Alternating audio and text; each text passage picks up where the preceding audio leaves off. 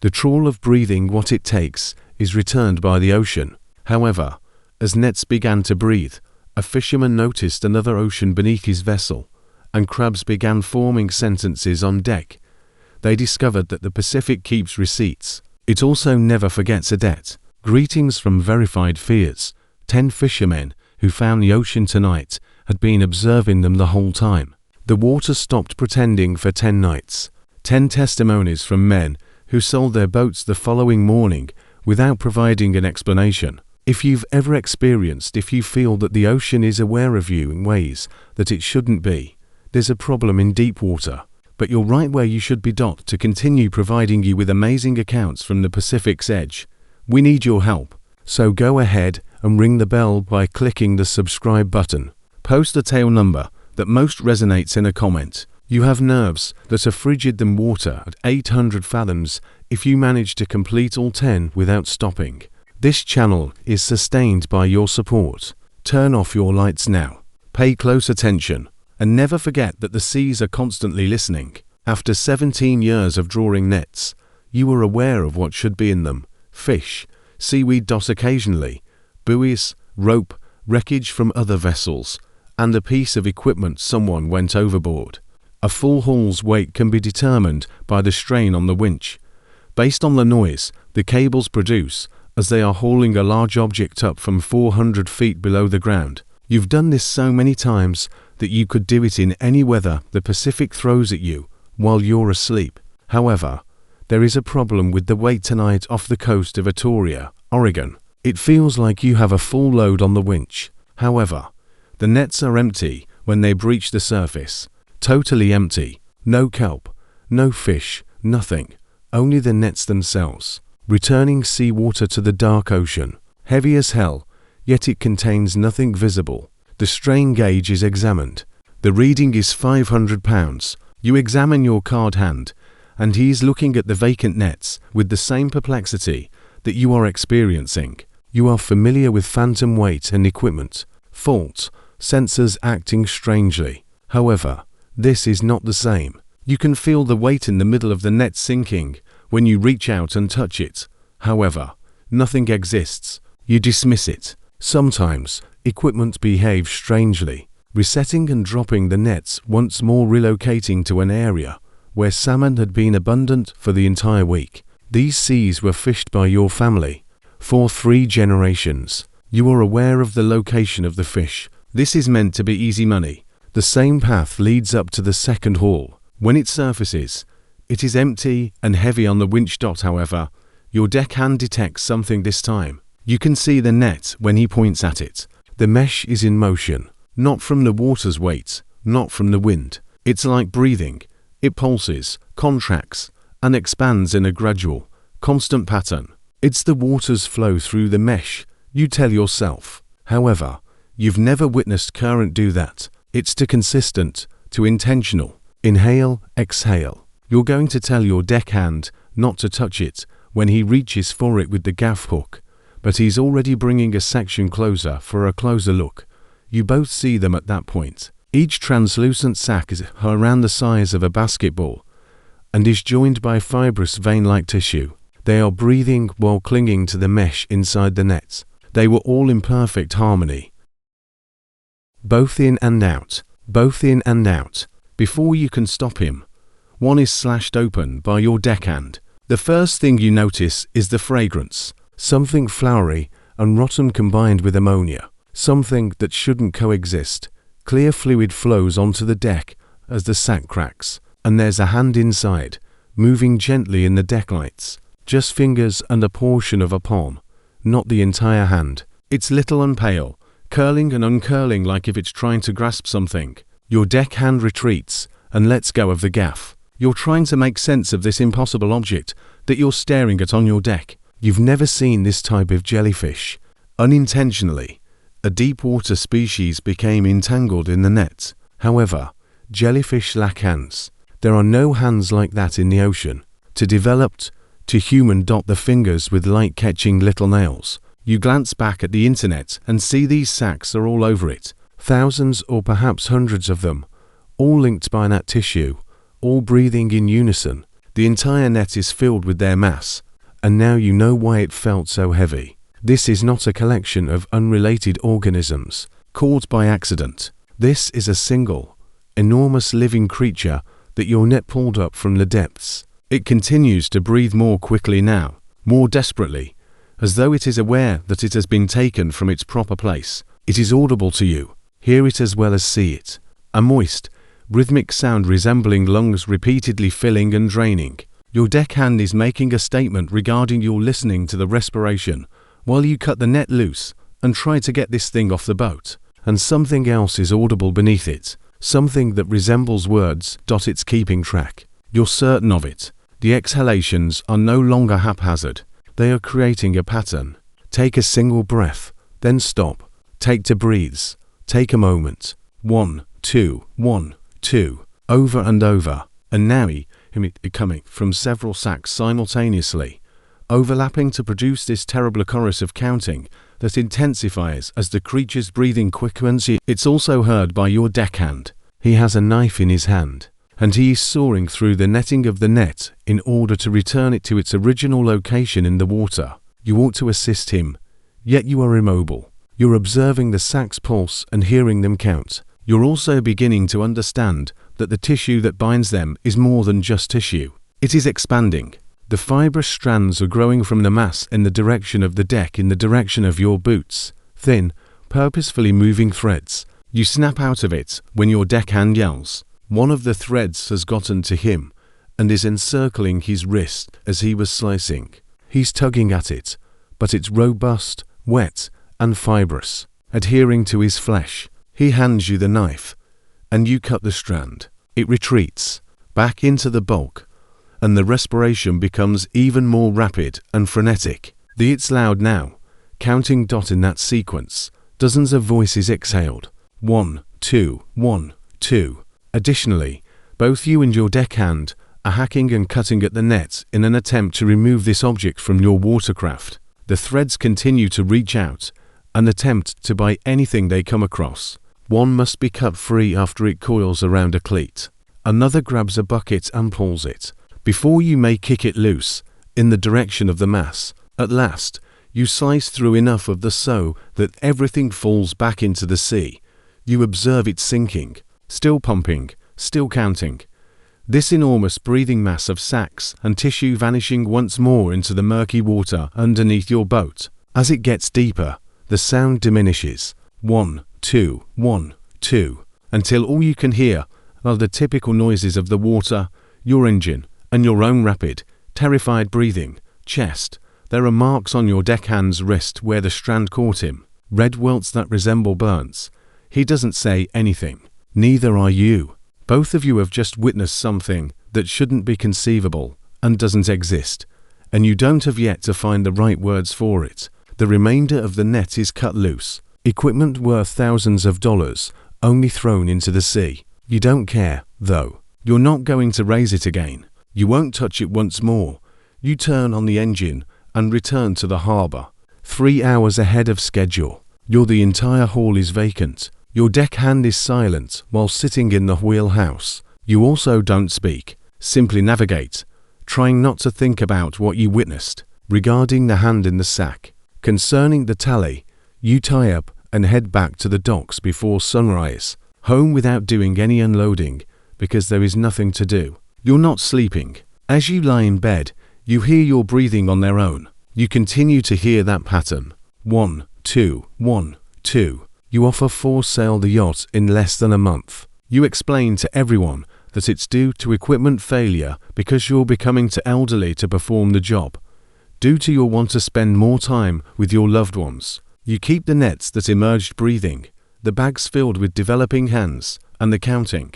The following day, your deckhand quit. When you last heard, he had relocated to Idaho, as far away from the sea as possible. You remain in Atoria, but you no longer visit the ports. You are unable to tolerate the nighttime scent of the sea. There are moments when you wake up while counting. Once, your wife brought it up and questioned you about why you were muttering numbers in the dark. You informed her that you were unsure of what you did, what she was talking about. 1 to 1, 2 was what you were counting. 1, 2 was what you were counting. The unchanging star, the exact pattern you heard that evening, became ingrained in your mind like an unbreakable rhythm. You've begun to ponder what would have happened if you had continued to fish. Had you removed more nets from that region? How many more of those are there down there? Counting in the dark, taking deep breaths, waiting for someone to pull them to the surface, so they may use those fibrous threads to reach out and retrieve something. You wonder what it was counting, or what any of them were counting, as you consider that hand, and those small fingers, people, breathes, and days. You'll never know, and it's probably best that way. The water keeps certain things to itself. Certain things should remain in the depths where they belong, where no one can hear them breathing or counting. However, you can't stop hearing them now that you've heard them. You now own that beat. Part of your sleep, part of your breathing. 1, 2, 1, 2, forever. Have you ever had the impression that you are the only one who can see something far above you, peering directly down at you? That's the thing about working nights on the Pacific that no one tells you. Not the danger, not the hours, nor the cold. You grow accustomed to all of that. It's that awareness that the sky is occupied and not empty while transporting equipment and inspecting the radar. Until the night I saw a star refuse to move, I didn't truly think that emotion had any significance. In the winter waves, 7 hours off Cape Flattery, with the entire planet heaving and sliding all about me, with the exception of that lone spot of light that was stuck like a nail through an insect right over my boat, I realized that whatever I had been experiencing out there for all those years wasn't paranoia by the time the sun even considered rising. It was focused. It began like any other journey in the middle of winter, north of the Washington coast. Could have a bright future. On a boat by myself was more knowledgeable than my own home. Cutting the wind, 12-ton swells are pouring in steadily from the west sideways. The air is sufficiently chilly that if you touched the metal rails with your lips, they tasted like ice. On your first night, you would detest it. The suffering becomes the norm after a few years. My cue was ready. Lights that cut our little passageway through dark water. As usual, the boat was shouldering through it. The sky above me had that harsh clarity that comes only after days of storms have cleaned the air. Stars everywhere, so sharp that prolonged staring could cause eye strain. I was hauling in section while working the rail, checking hooks, bleeding fish, and adjusting rhythm after the gear section. I became aware of it at that point. It was just a star that wouldn't behave, not a flash or a spectacular sign. The sky typically rolls together with the boat. The mast, swings, the horizon pitches, and the stars move in graceful arcs across your range of vision. However, this lone point of light remained in place. It was in precisely the same location, just regardless of how much the boat lifted or dropped above the bow rail. I spent some time watching it between the holes, sufficient to recognize the pattern. Everything else changed. That one didn't. Initially it was a planet, I told myself. A perspective trick, perhaps a reflection on the glass of the wheelhouse. I cleaned the glass. It remained. I shifted to the other side of the deck. It is still there, over the bow, the same location. You are aware of how your brain subtly shifts something into the ignore folder, since you're too busy to handle it. I made an effort to do that. Hooks have to be cleared. Fish needed to be sorted. Equipment need maintenance. However, that light was always there when I looked up to see the weather. Incredibly steady. An hour went by. The wind increased. Swells received steeper. The rocking of the boat became increasingly erratic and nasty. It didn't matter. I could have nailed that star to the top of my mast. It lost its appeal after 2 hours. It was incorrect. When you looked at it, the sensation changed from curiosity to something like an internal thumb pressing between your eyes. At some point, you've probably spent enough time gazing up at the night sky to feel insignificant. That wasn't the case here. This wasn't me being small in a large cosmos. This is who I am. Under a little microscope, I was suddenly struck by it. This understanding that there was more than one path between me and that light, that it could see me if I could see it. I caught myself crouching over my work as if I could make my body a smaller target, and my shoulders tensed. Isn't that absurd? You inform you do that for yourself. That's what I told myself. Nevertheless, that light appeared slightly stronger each time I looked up again. It turned up gradually, like a dimmer switch being pushed one notch at a time. Without winking or flickering, the instrument began to behave strangely about the third hour. It started with the compass. The vehicle didn't make a big spin. It simply became sluggish. Attempting to choose a heading, it kept veering a few degrees in either direction, as if it was having trouble deciding. Magnetic anomaly, I whispered to no one. The type of thing you say when you're feeling anxious and alone. Then, as if the seafloor was breathing under me, the depth sounder started to show the bottom rising and falling in ways that didn't match the charts. I was in 300 fathoms at one point, then 180, and then back down. While the boat's speed did not change, it was clear on the radar. Nothing, no weather, no traffic, an empty ocean and me alone. And suddenly, that fixed point of light is brighter to bright. I eventually came to the realization that I had stopped performing my duties. Over the rail, hooks hung lifeless. In the scuppers, fish lay half attended, and I just stood with my head cocked on the deck, looking foolishly straight up. The breeze caused my eyes to moisten. Chilly, however, I was unable to stop searching. As usual, the remainder of the sky had changed slightly. Constellations revolved. That lone light didn't. Above the bow, it sat exactly in the middle, and the longer I watched it, the more my chest tightened and my panic increased, for no apparent reason. Rationale. It was not coming in my direction. There was nothing dramatic about it. It was merely observing. Have you ever made eye contact with someone? Feel that weird electric ache for prolonged beat? Take that and multiply it by 1,000. Upward. It felt like that. I forced myself back into the wheelhouse, shut the door, and gazed at the instruments in an attempt to break the trance. Even at that moment, I could feel it above me, pressing down through the insulation, steel, and wire layers of the roof, as if it knew precisely where I was in my own boat. It felt like a smaller cabin. It felt like there was less air. A quiet that didn't belong at sea reverberated in my ears. Beyond the glass, there was only a flat, oppressive silence. No shape to the waves, no sense of distance in the breeze. The shadows began at that point. You know how deck lights cast plain. Harsh shadows. One outline, one light. The star began illuminating the boat with its own light as it became brighter. My sodium deck lamps had already bleached everything outside, so I didn't realize at first. However, a second set of shadows gradually appeared, things that ought not to suddenly. 2 shadows appeared, thrown long, my own shape on the deck a second. Fainter twin stretched in a different direction, pointing towards the bow, and was pointed by the overhead lamps. There was an additional shadow at a different angle, as if 2 suns were shining, on gear that hung at one angle. I was the only one who recognized there weren't 2.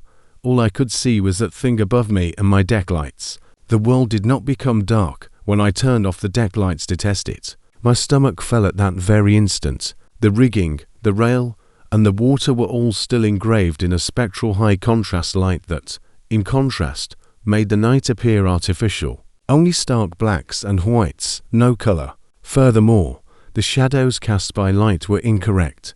They stretched across the deck at angles that didn't match anything I could see, and they were too long. Shadows shouldn't bend around corners, but some did. Some are unrelated to anything. Forms that stand without a source. Anything.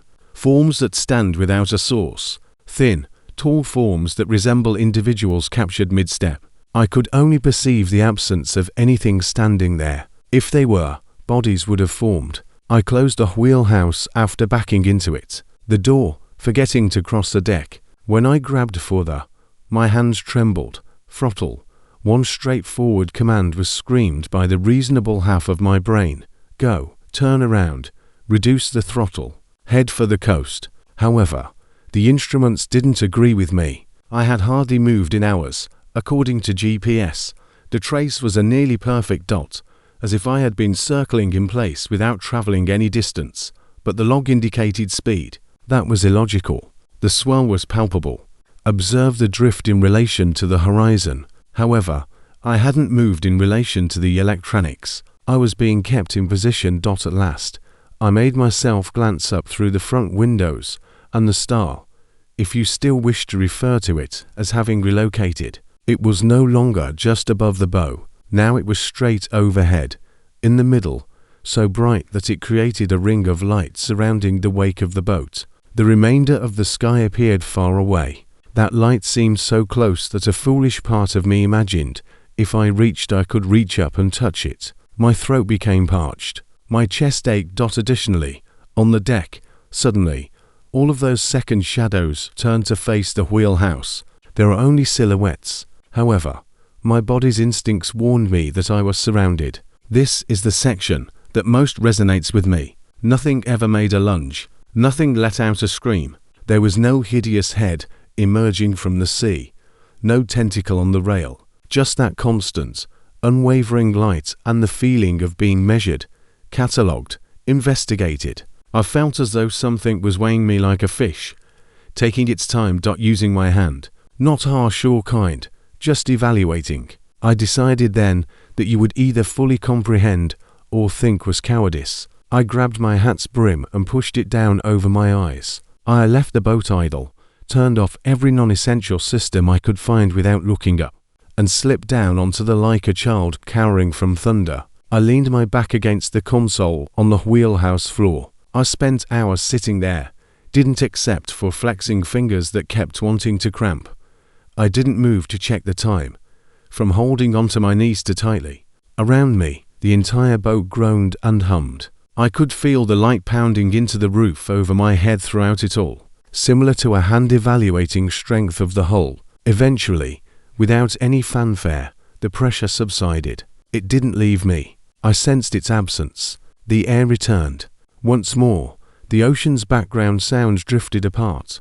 The smack of water on the hull, the distant roar of surge, the thin cry of some bird that shouldn't have been out so far offshore in the middle of the night.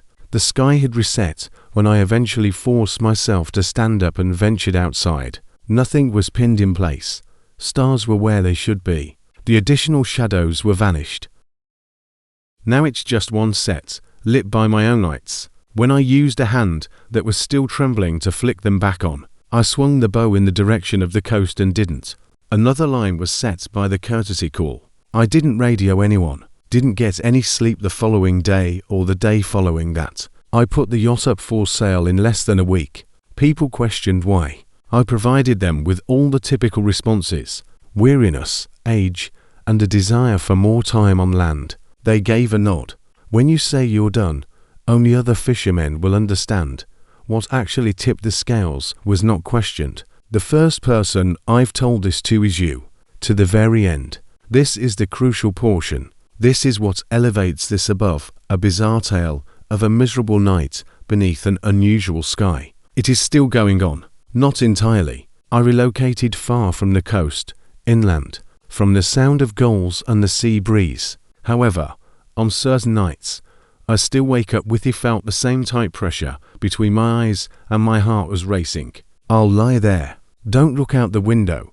My gut tells me as I stare at the ceiling in the dark. That night, whatever was up there saw me.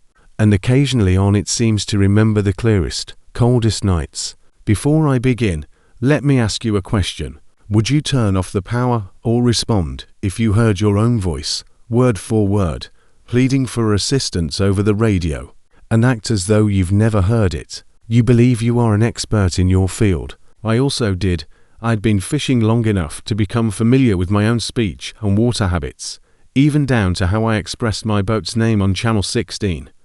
I wasn't afraid of the first May Day because of this. I was just perplexed by it. The fear emerged. Later on, I realized that my voice had not yet achieved the position that voice was delivering. 3 hours ahead of me, like a designated grave, was a set of coordinates. Off the coast of Vancouver Island, it was a stormy April night, that shoulder season when the weather is unpredictable. I was using Ucklalet to operate a modest gill netter, working a spring salmon late set, nothing valiant, just attempting to fitter a bit more from a vacation that had been largely disappointing. There was something careless about the sea, short chop over long waves, Wind against swell just enough to make you brace every step. Like you, I had the radio on low, half listening to the regular traffic, boats communicating with one another, Coast Guard weather reports, and sporadic board talk between skippers who had been up to late. I can recall the song that was playing on the small speaker that I had connected to my phone. When the radio over the input and channel 16 began to play with that shrill, frantic tone every time, the song ended in the middle of the chorus. Fishermen are aware. Mayday. Panic is audible through static. It possesses a specific beat. However, there was no terror in that call. Not initially. It was clipped, effective, and comfortable. Mayday, Mayday, Mayday. This is followed by my boat's name. I voiced my boat in my own rhythm, using the same emphasis that I had used on regular position calls 100 times before. My brain was having trouble connecting the dots, so I stood there listening for a few seconds too long. When your own voice is unexpectedly played back, you get a weird sense. Do you recognize that feeling? People complain about how strange they sound on recordings. Imagine that now. However, in the video, you can be heard yelling that your boat is flooding and you are descending. Clear and exact coordinates were rattled off by the caller, and every hair on my arm surged because I was fully aware of that position's location. I had punched a space into the plotter as my upcoming set. I looked at the GPS. It was still 3 hours away. Other boats jumped in right away. You do that. There is a person in you reply, trouble. A few skippers affirmed that they were changing direction in the direction of the spot. The Coast Guard arrived composedly and rehearsed asking 4 things to be repeated. The call was made again. The same words, tone, and growing sense of dread close to the "we are taking on water." The speaker concluded, "I take on water once more. I have no idea what is holding us back." The remainder vanished into static and an unsettling gurgling sound, as if the radio was submerged. I reached for the microphone. It's instinctive. You hear your own voice and the name of your boat, and you respond. The ship is making a mayday call. Reiterate. I started with the typical stuff. However, after I activated the microphone, what appeared it wasn't my words that came through the speaker. Once more, it was mayday. The delivery, the phrase, and the final ragged breath were all the same. I attempted to say something, but it didn't matter. The radio blasted the distress call, was stuck on repeat each time I hit the button. I released my grip, and the only sound on the channel was the bewildered conversation of other captains asking if anyone could raise the damaged ship. You may believe that I'm making things up, or that I secretly filmed myself previously. I frantically went over all those explanations in my own mind. Something normal wearing a mask of horror, some strange glitch, some crossed frequency. However, none of that addressed the coordinates, which were the true issue. I was drowning in water that I hadn't yet reached. According to that call, I made the decision to turn away the longer I remained motionless, and the closer I got to that location on the chart. It's that easy. If fate had written, "You die here," in a red circle on the map, I simply wouldn't go there after that. I turned the wheel 10, 20, then 45 to starboard, enough that I stumbled due to the shift in motion. The boat approached. The compass concurred. However, as I looked at the GPS, mine knew as if someone had seized the track's end and anchored it. The course line bent back towards the same darn locations. I convinced myself it was a plotter glitch. With my eyes darting between the horizon and the screen, I turned off the autopilot and navigated manually. The water flowed beneath the bow. Swell struck from a different direction. The way the boat moved indicated that I had altered my direction. The chart plotter's numbers indicated otherwise. The distance to that mayday position continued to decline. I attempted a different strategy: drift and cut the engine. Allow the water to carry me in any direction. The boat moved in a different way once the engine noise subsided. You only get that honest, leisurely roll when you're not battling the sea. Channel 16 came back to life amid the abrupt silence. My voice, but not mine, now more tense. Mayday, once more. This is the name of the boat. The location was repeated. I'm still being drawn even though I killed power. There's something beneath us. It's static, a sound of moist hairs, quiet, On the water, I'm not easily frightened. You are unable to. Not if you wish to continue doing it. But at the time, I was afraid. I'm not afraid that the storm will turn me around. This was not like the others. This was the sensation that time had twisted into an unsightly knot. And I was standing in. I couldn't stop listening to my own impending demise on a tape loop in the middle of it. The other boats continued to sprint in the direction of those coordinates. I made another attempt to communicate with them, telling them that it wasn't real, or that it was real in some way. I didn't realize that the object they were pursuing might not be anything they could be useful. All of my transmissions sounded like that voice drowning. They began addressing me by the name of the boat, inquiring about my whereabouts and what was holding me back. They saw the same replay of that first Mayday every time I keyed the microphone to respond. In their voices, I could hear the perplexity that was beginning to turn into panic. On an open channel, one of them, an elderly man whose voice I instantly recognized, cursed softly. When a man witnesses something that violates a personal, unwritten rule, he curses. He said, "That's his ghost speaking. It must be." He was urged to stop it by another voice. He was urged to stop it by another voice. The Coast Guard attempted to regain command. Timestamps are recorded. Coordinates are repeated. And I saw that distance reading get smaller during it all. 6 miles 4-2. I still don't entirely understand what I did when I slammed the engine back into drive. I aimed directly at the location where the calls were coming from, pushing the throttles forward. I was not going to drift blindly towards a place where I was going to die. As I got closer, the water beneath me altered. Moving over different temperatures and currents always causes it to do so.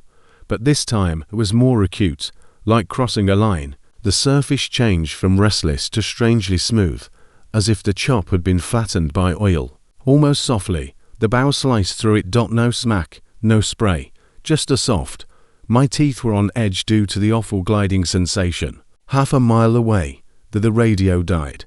A cut, not a fade. Static and babble for 1 second. Next, nothing. Absolute quiet. No ambient noise, no hiss. I gave the volume a touch. Knob, turned the channels, and examined the breaker. Everybody is dead. The outer world was subdued in the same way. Every step I took outside onto the deck seemed to be absorbed rather than reverberated. Even for that hour, the sea surrounding the boat was darker than it should have been. I was unable to see the reflection of my own running lights. It was similar to investigating an absence. Then I heard my own voice once more. This time, it came from off the port side rather than the radio. Mayday, mayday. I had heard the same broken edge, ragged breathing, and tone through the speaker. It only now had the near, damp quality of a voice emerging through water. Naturally, I made my way to the rail. You would have as well. You don't stand in the wheelhouse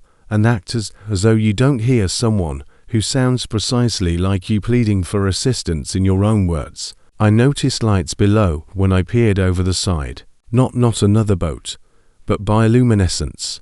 These lights were on, and I understood exactly how they were set up, by heart. Glowing red and green at the bow, with a white masthead in front subtly in a depth to which they had no right to be.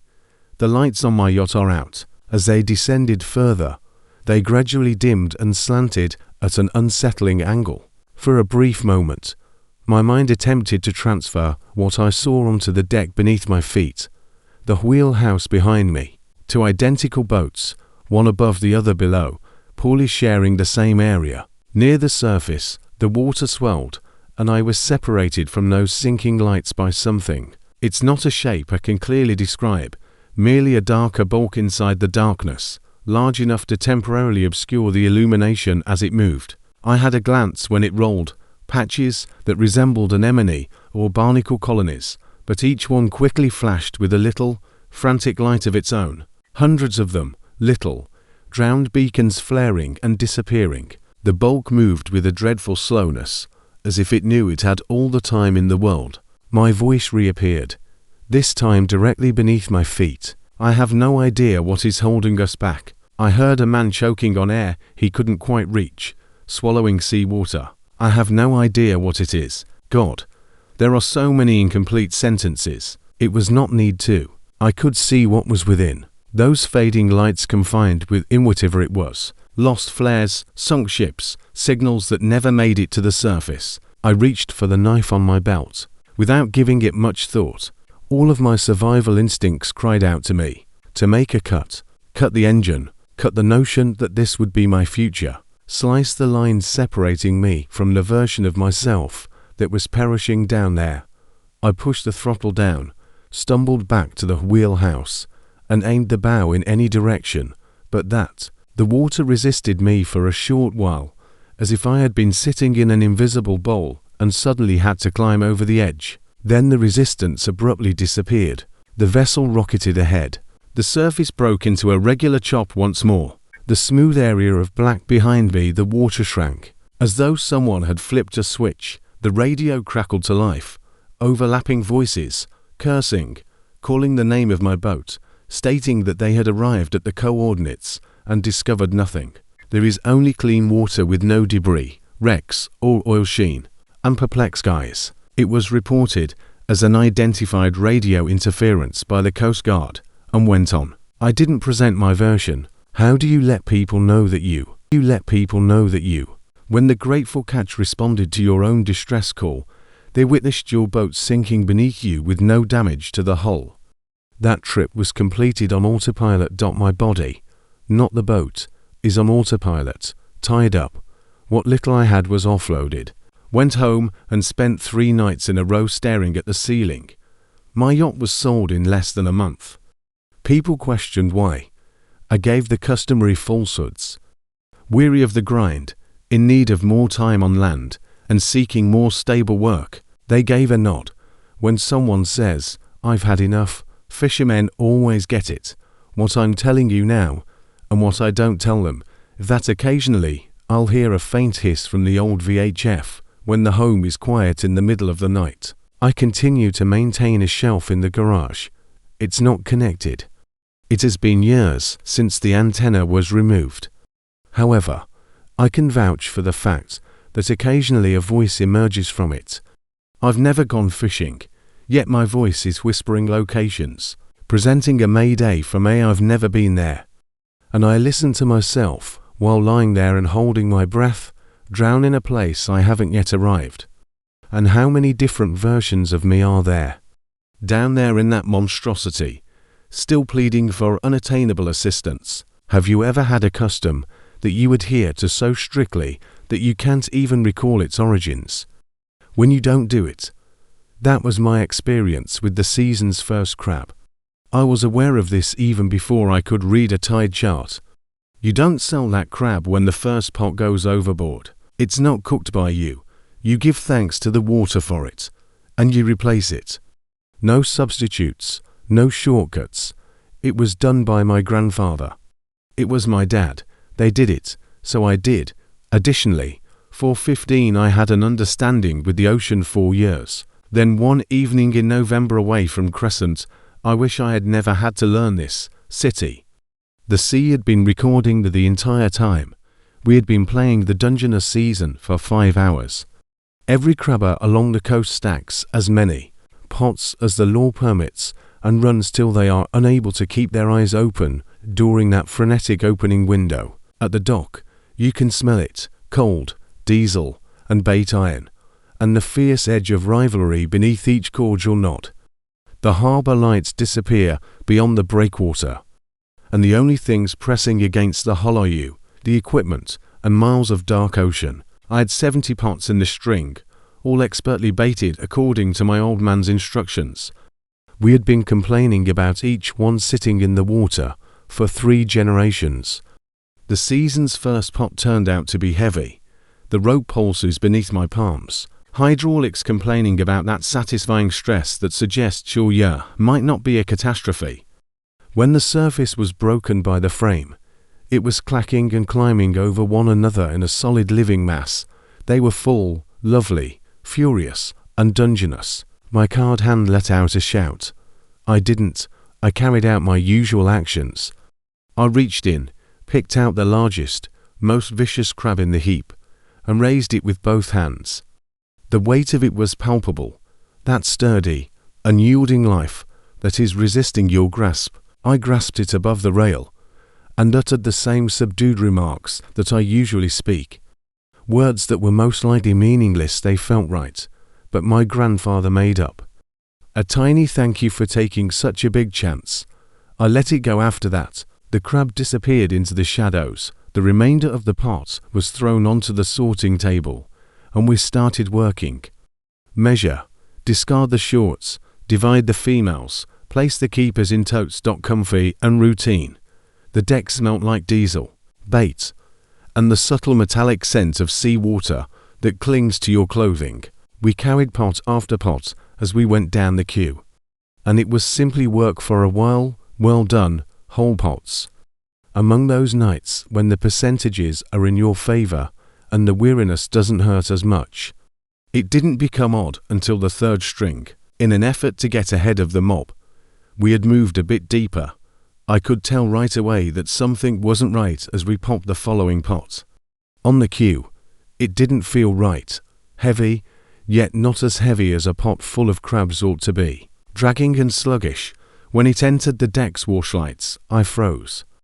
Although the pot was full, each crab was organized, not with their bodies arranged in a spiral pattern that spiraled inward to the center of the pot. They were neatly stacked, facing the same direction, and had their claws perfectly tucked. They were a still, flawless spiral of shell. There was no clacking, no legs grabbing at the wire. You get enough experience on the ocean to understand what might happen by accident and what wouldn't happen if you waited 10,000 years. It wasn't a random pattern. The back of my neck tightened. With a quiet curse, my deckhand grabbed one with the gauge. It was limp and did not react when he took it up. He said, "Dead," and I nearly said yes. Then, as if the signal had a long distance to go, the legs jerked slowly and slowly. We threw away the pot. The crab spilt in a thick, rainy surge onto the deck. They were audible when they landed, but the sound was incorrect. Instead of the piercing rattle of shell against steel, there are thuds. I realized what my hands had felt when I lifted them, when one of them turned over. It was not a hard shell. It felt like thick rubber beneath my thumb. That's not how any crab should feel. That's not how a crab should move. The legs flexed, but not quickly or accurately. They gestured as though for the first time the concept of mobility was tested. I convinced myself that it was illness, a few parasites, something has vanished unpleasant in the water. I have witnessed steel crabs. That wasn't the case here. My deckhand grabbed his knife and cut one open at the apron, anticipating brine and clean white meat. It's with a gentle tearing sound. They peeled apart. Additionally, there was no flesh within. There was nothing except black water, thick as ink, braided rope-like lengths, and tiny hard nodules that snapped against the steel when they spilt. To my boot, one of those nodules rolled. I stooped to pick it up. It was a button, age-greened brass, stamped with the emblem of a now-defunct business. Antique, the type of item you'd discover on a uniform from a photo at a harbour office. No one dusts the yellowed variety. The chaos on the deck included more of them. Fragments of glass beads, rusty metal, and leather straps. It appeared that a lost and found had been emptied into my boat and packed inside crabs. We continued to carry. What else were we meant to do? Things were strange, so leave 70 pots at the bottom. It was time for the next pot. When I saw it, my stomach fell. The same spiral. The same thoughtful arrangement. The crabs weren't alone this time, though. Things that had no place in the ocean at all were hooked into the mesh and wedged between bodies. A small mirror, still with its glass spiderweb. A picture in a plastic sleeve, wet. A timepiece with frozen hands from a bygone era. It was the kind of picture you would find in a wallet, in front of a pickup truck that may have rolled off a lot in the 1970s. To people are grinning. They had blurry faces, not due to water damage, but in a manner that caused my eyes to drift away as if my brain was unable to acknowledge them. The item with each pot after the thing appeared. A kid's shoe with the laces fastened collectively. a ring attached to a crab's shell band that vanishes beneath the carapace as if it had developed their dot identification cards from earlier decades. Time smoothed the edges, names and faces of individuals who have likely been either ceased returning home and was reported missing at sea. The name of a ship, half erased by corrosion, was on a tarnished ship's bell in one pot. That name was familiar to me. In Crescent City, everyone did. After a storm in the 1950s, it was one of the vessels that never returned. The search team had included my granddad. The sea remained almost unnaturally calm, and the air remained motionless, but I could feel the night closing in on us. The rigging was not trembling in the breeze. There were no gulls, only the constant clank of water against the hull and the soft smack of the hauler while we raised pot after pot of returns. It felt like that. It was a return, not a catch. I instructed my deckman to begin cutting gear. He looked at me as if I had lost my mind. The expense of those pots is high. It's a brief season. When you're scared, you don't just start cutting through lines. I should have argued and given an explanation, but I was at a loss for words. All I knew was that I wanted whatever was going on to end immediately. That's right. I cut the first rope using my own knife. The pot moved away from the roller. It disappeared, returning its spiral of baubles and crustaceans to the shadows. It didn't seem I was discarding equipment. I had the impression that I was giving back something that had never been mine. Cutting as we went, we made our way back down the string. The final pot before I turned the boat towards home. We hauled, and it was heavier. It came up slowly, buzzing beneath the pressure. My deckhand broke the surface where it did, cursed, and let go of the hook rope if it had burned him. I nearly followed suit. There were bodies inside that steel cage, organized with the same meticulous attention to detail as the crabs in front of them, not fresh, nor skeletons. Something in between, kept together in an illogical manner. Their skin was leached of color and waxy, but it had not been eaten away. Strands of hair stuck to one another, even though the clothes were in ruins, identifiable as vintage fishing equipment, wool, oilskins, and boots laced over ankles that shouldn't have been whole. All of them had their eyes closed, them, as though they had just fallen asleep. They were surrounded by crawling crabs. They burrow themselves into hollows, balance on their ribs, and move slowly and deliberately in and out of open mouths. Take care. One face was familiar to me. That's what made me feel something. I was only familiar with the face from a black and white picture that had been on my grandmother's mantel for 30 years. A young man with my father's eyes and my family's nose.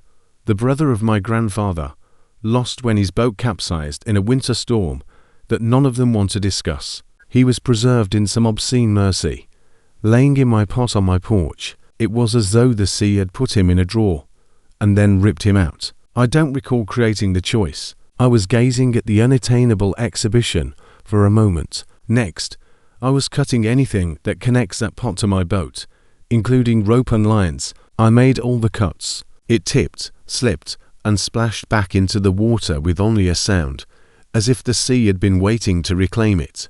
The surface enclosed it without a ripple. On empty, we entered. No explanation, no catch. I informed anyone who inquired that something in the currents had twisted our lines, causing the entire string to become dangerous, and that we had experienced gear difficulty. People embraced it. On a nice day, the sea does more bizarre things. The following morning, without ever visiting the pier, my deckhand quit. He's not to fault. Do you want to hear what I believe was going on? This is the section that keeps me awake at night. The water never perceived our initial crab ritual as some kind respect is important. I believe it saw it as the start of a running account, a tab, or an exchange. I'd been tossing that first one back for 15 years, saying thank you, taking out of those same seas. Hundreds of thousands of pounds of life were lost, along with the rare tool and personal thing, the occasional individual. Then one evening, for some reason I will never comprehend, it concluded that the ledger required balance. People discuss the seeking, but they never giving. They're not correct. It provides. It returns more than you would like at all times. More than you would like at all times.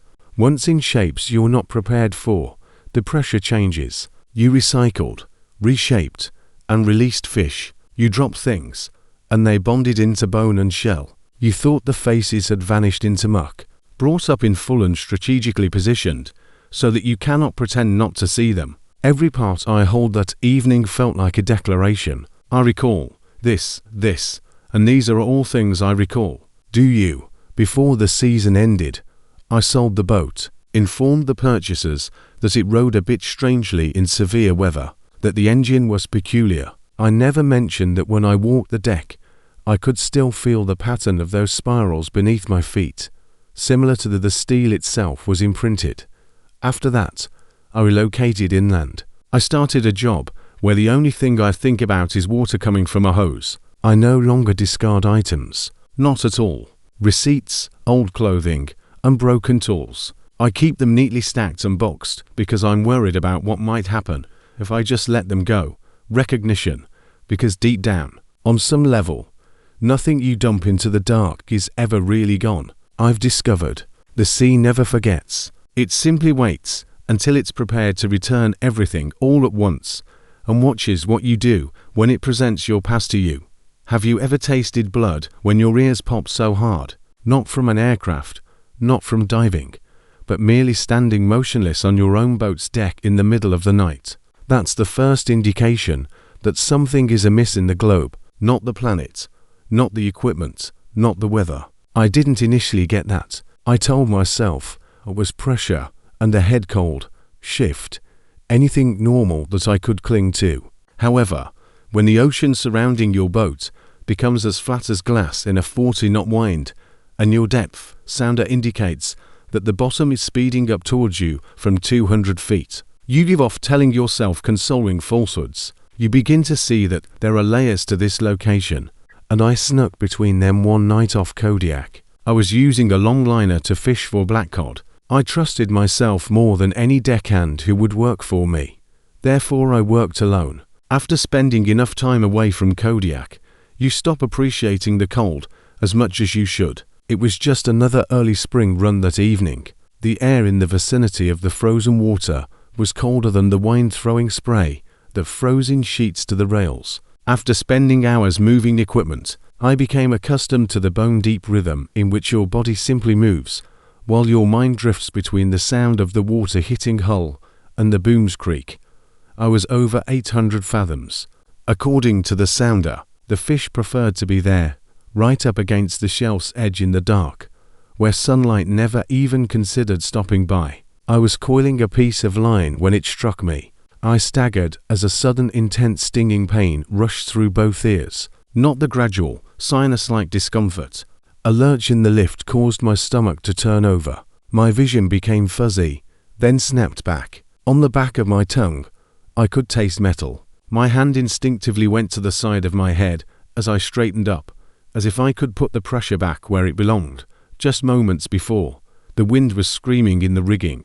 It sounded distant now, like someone had shut a door to the outside world. I looked through the depth sounder, the wheelhouse window, primarily to divert my attention. The digital figures that had indicated 800, they were rolling like a deranged odometer not so long ago. 700, 650, 6,550, as though the bottom itself was speeding up in my direction. The motion of the boat remained unchanged. Their waist there was only that unrelenting increase in numbers, no sense of shallows or grinding impact. I gave the glass a knuckle tap. It continued. 400, 350. The portion of my brain that was familiar with bottom contours and charts whispered that unless a mountain was rising underneath me, what I was seeing was not possible. I moved to the rail and peered over. The water wasn't right. You grow accustomed to seeing texture in the world. Broken patterns, swell, and wind chop of current. This was flawlessly smooth and resembled oil. Although it wasn't hitting the surface, the wind continued to hurt my face in the same way. Somehow, it slid over it. It didn't rock the boat, like it was set in resin. It floated.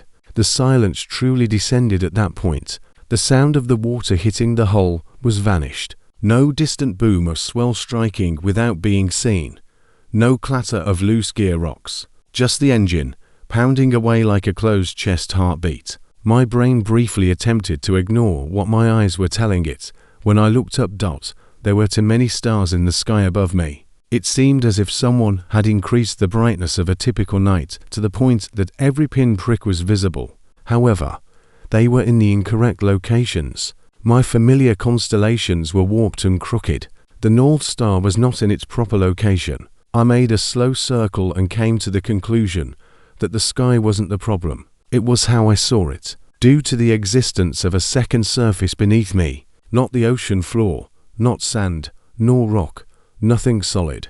100 feet down, there was another skin of water that was just like the one my boat was sitting on. There were no stars in the sky that I could see.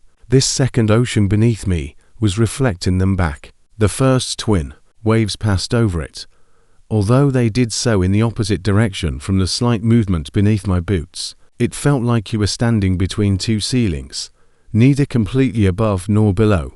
I adjusted my depth sounder to 50 fathoms, then 20, then 10, then nothing. Where the bottom should have been, there was only a blank line, like someone gradually tightening a vice around my skull.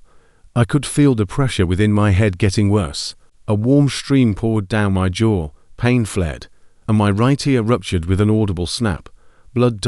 As I spat onto the deck, I saw the scarlet smear land on the steel, rather than spreading.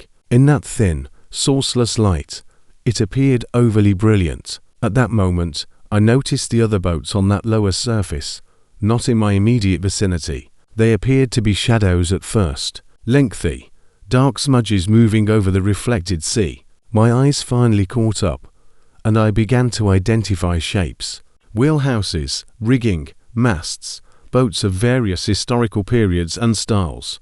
A wooden trawler with flaking paint, a long steel liner similar to mine, an older vessel with a single mast, and what, if you squinted, may have been sails. They were acting as though they were working on a typical night. Get your gear out. Shadows of the crew moving back and forth on their decks. The sparkle of their running was visible to me. The bottom water was streaked with trembling lights, faint yet definite. One of them went right beneath my hull, so close that I felt as though we should have collided. I stumbled and reached for the rail. I glanced down and made eye contact with someone on the opposite deck. Like me, he was standing at the rail, looking directly back with his head tilted up. I briefly believed that I was seeing myself. The same old jacket, the same knit cap, and the same worn-out lines that many nights leave on your face. Then he made a play that was sufficiently incorrect to shatter the illusion. His shoulders slanted in a way that no healthy human does, and his arms were a bit too long, as well as his eyes, with their lids stretched taut over something that protruded slightly against them. They were positioned farther apart, like they were designed to withstand a pressure that would quickly crush both of us. On that twisted twin of mine, behind him boat, the crew used the same improper gait as they checked lines, transported gear, and worked a job. Their necks turned in strange arcs and their joints bent at odd angles. I was unable to see the fish. They made me think of creatures from deep water that were hauled up too quickly, their bodies swollen and distorted by an abrupt shift in pressure. Although they were operating normally in that shape, modified. My line twitched. Slack was running off the stern when I turned around. The lengthy queue I had placed hours earlier, which ought to have been hanging roughly where I had left it, was shifting, not floating, but being drawn purposefully and steadily down towards that mirror ocean. Instead of being dispersed across hundreds of yards, the hooks now trailed at a sharp angle, all aiming in the same direction. My skull's pressure pulsed in tune with the drag. I attempted to apply pressure by grabbing the hauler lever, but the drum simply hummed beneath my hand, with the line cutting off it, as if I had less claim to it than something on the other end. I erred by glancing down the line. It didn't simply disappear into the night.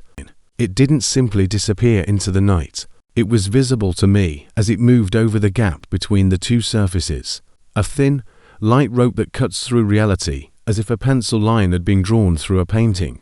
It struck the bottom water and continued, vanishing into a third layer of darkness that caused my eyes to well up with tears. In an instant, I had the terrible feeling that if I followed that line long enough, I would see more tears piled up like pages below. Oceans on oceans on oceans, each with its own skies, boats, and own individuals who believed they were working the only sea that was important. The man beneath me, who is nearly a reflection of me, he held up his hand. It was a reflection of how I shield my eyes from glare. Then he did something that still bothers me.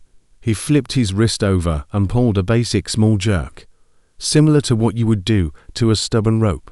The boat lurched, bow dropping as if something massive had just taken hold, and my line became taut enough to sing of it from below. I fell to my knees. The crazy idea flashed through for 30 seconds. My thoughts, he's trying to trick me. Fear has an effect. Odd to your scale perception. I wasn't concerned about misplacing equipment. No longer. Suddenly, I became acutely conscious of how thin and little my hull was. There was steel between my boots, and if the boat slipped, whatever weight was there would be waiting.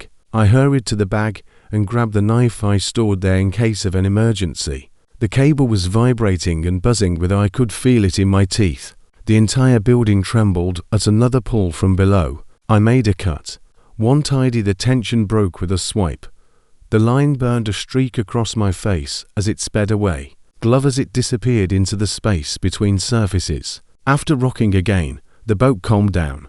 There was a slight release of pressure in my head. Looking down again, I saw the boats on their running lights dimmed, as if someone had turned down a rheostat, and the bottom water had drifted farther away. The near me at the rail observed me for a few more seconds before turning away. Lost interest. His body bent in those heavy breaths as he made his way back to his equipment. Adjusted perspectives, already engrossed in his own routine. The sounder 4 depth blinked. Numbers wavered, jumbled, and then returned to a place that made sense given where I thought I was meant to be. 1,200 fathoms. Steady. Once more, the wind surfaced. I almost started crying when I heard the first real slap of a wave on the hull. Relief. My body recognized the way the boat started to pitch. The sound of the engine shifted, more vibrant, less muted. It seemed like I was allowed to return to my own world after falling into someone else's halfway. I did my best to manually move the remaining equipment, cursing each hook I'd lost, but secretly appreciative of everyone who wasn't connected to that. The sky had turned to its typical low, flat grey by the time the bow towards Kodiak. No mirror, no more stars, just a head that pounded with every heartbeat and the long ride home. I reported nothing. How would I have responded? Hey, the sea opened up into several layers, and I almost fell into one, where individuals aren't quite human. Talking doesn't keep your license valid for very long. In that manner, I recorded a gear loss. I noticed a small issue with the depth sounder.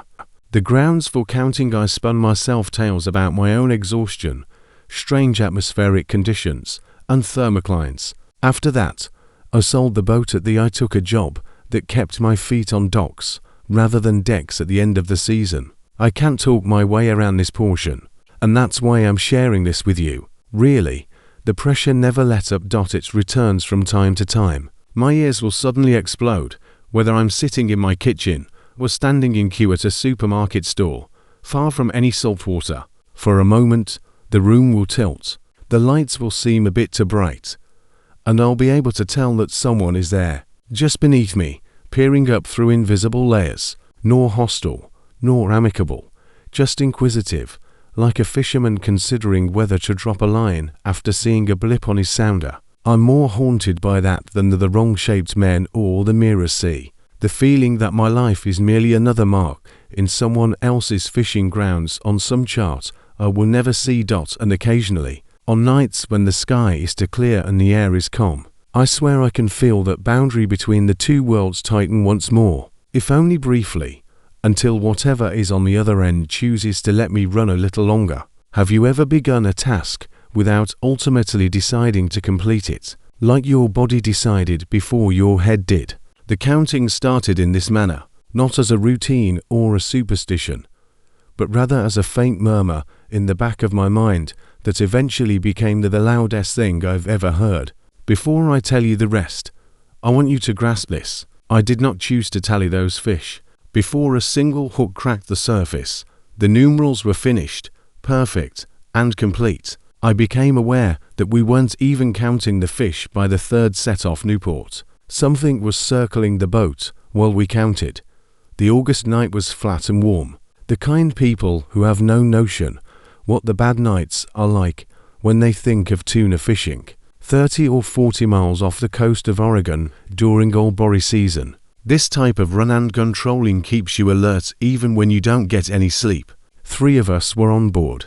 My brother, I, and the green youngster we took on, since he had put in a lot of labor on the pier and claimed not to get seasick. The deck is covered in scales, the gear is humming, the boat is small, and there are 16 troll lines out, blood, throughout the afternoon and long into the evening. We had been consistently selecting fish that when the wind stops and the surge levels out, the water has that cobalt flatness, just labor, nothing dramatic or sinister. I was completely unaware of it the first time the child performed it. I heard him whisper 47 under his breath when he was stacking troll jigs at the roll-up table. Believed he was discussing something else with himself. We had precisely 47 tuna on deck as we swung in the lines, following a pass through a bait ball. I recall making jokes about it. That's it. Now you're the whisperer of tuna. For me, call the next one. He shook his head, chuckled in embarrassment, and stated he had no idea why he had said it. We resumed our job. The child responded, louder this time, as I turned us around and the lines appeared and bowed out behind us during the subsequent pass. 212, I said, looking at him. Are you counting the stars? I inquired. He scowled as if he had just come to a realization. No, that's how many we're going to get. The assurance in his speech struck me as strange. It's a statement, not a guess. He was instructed by my brother, who rolled his eyes, that he would buy him a truck if we retrieved 212 tuna in one stop. On that stop, we called 212 tuna. You are aware of how crazy Albury is if you have ever gone fishing. Ordered mayhem, gaff swing, fish soar, and silver bodies fill the ice slush. That number hung there despite the fact that we were engrossed in work. I once caught a glimpse of the child's lips moving. Really, he wasn't staring at the deck. He was counting quickly and steadily beneath his breath, as his unfocused gaze was fixed somewhere beyond the rail. My brother did a rough tally when we eventually took a break and a moment to relax. He came to a complete stop at the count, gave me a look, and stated, 212, no less, no more. I began to pay attention at that point. After then, it quickly got worse. Before we turned on the score, the child called it on the third major stop. He put his palm on one of the outriggers and murmured, 89. This time, we'll get 89. I recall asking him how he found out. He simply rubbed his temples if he had a headache and shook his head. He responded, I just do. His voice had become weak and tight with terror. The pass was made. Lines broke. Deck became a blur. It would have been a miracle to have 90 fish. In the end, we had 89. You were able to, can't you feel it? When anything ceases to be a coincidence. For me, that was it. The statistics were to precise and to crisp. Not a couple hundred. Not about 80. Exact. I got to work testing it. I modified the pattern at the last minute. Changed the direction of the boat. Before the turn, take a bit more time to sit. It didn't matter, he answered. That's what hit the deck, whatever number. He wasn't particularly skilled at estimating. The fish appeared to be following the number. He eventually stopped repeating them aloud. Didn't have to. Nevertheless, I heard them. With my eyes fixed on the temporary brakes and the faint bird warning, I was behind the wheel. 1847 was the first number that sprang to mind, as plain as spoken words. Nobody had mentioned it. The child was outside. There it was, even though my brother was wrestling a large fish off the gaff. 1 tons 847 of incomplete concrete. My throat became parched. I made an effort to ignore it and concentrate on maintaining the jig's swimming speed and angle. Correct. It was as weighty as a stone. Sitting there in my head, we struck what ought to have been in standard halt. Lines broke. 9, 6, and 4 hooks white ocean foam behind us. The drag caused the boat to pull sideways. We put in so much work that our shoulders blistered. My brother started totaling up the totes when we finally got a chance to breathe, and I knew what he was going to say before he said it. This is something you won't believe. He made a call to the wheelhouse. 1847. Just that. I believed it just fine, but I didn't tell him. The fish's numbers changed. That's what I need you to comprehend. They eventually shifted and slipped sideways. Everyone was so exhausted that the talk had stopped while we caught our breath in between pauses and turned down the radio. I had nothing specific on my mind as I stared at the shiny black water pouring past the hull. 406 was the new number that entered my mind. Just there, no background, no justification. The child said, outside, at the same moment. 406, same moment. 406. I went outside. What is 406? I inquired. He winced as if I had given him a slap. Did you hear it as well? He uttered those words. His voice faltered. My brother scowled as he leaned on the rail. I've been doing that for the past 30 minutes, he muttered. Arbitrary numbers. I have no notion what they imply. Despite the pleasant night, the child wrapped his arms over himself as if he were cold. They're not random, he whispered. They're correct. There are 406 of them. Of what? I questioned. His gaze wavered. The direction of the water. I don't know, he muttered. However, they are near. All 3 of us simultaneously saw the next number. Have you ever heard of anything gone feel it click into place with the tip of your tongue? That's how it was. But the number was 3,982. We all tensed up. My brother made a feeble attempt to laugh it off. He began to count everything he could, even the lines and jigs. You see, attempting to attach the number to something innocuous. Nothing was appropriate. The figures continued to come in, sometimes tiny, sometimes enormous, always accurate, and always with that emotion in the background. Count finished. Total known. We got into a fight over them. It sounds stupid now, but they're on the deck, the horizon a blank ring of black, the boat rocking softly. It seemed to be the most crucial aspect of the world. 102, in my opinion. No, 105, the child would retort. You're both wrong, my brother would wheeze out. The number is 99, and each of the 3 of us would experience the unsettling electric certainty that our number was correct and the others were perilously incorrect. It was no longer about fish. It involved tallying and choosing the right amount for an invisible object. I then realized that we weren't determining the figures. They were being fed to us. Each time one fell into my head, it was accompanied by a feeling for which I lack a suitable term. Perhaps awareness. It's like finding out all of a sudden how many chairs there are in a restaurant you've never been to.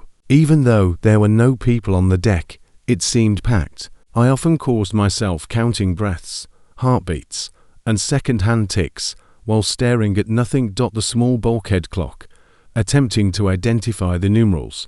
The sense of being encircled continued to grow throughout.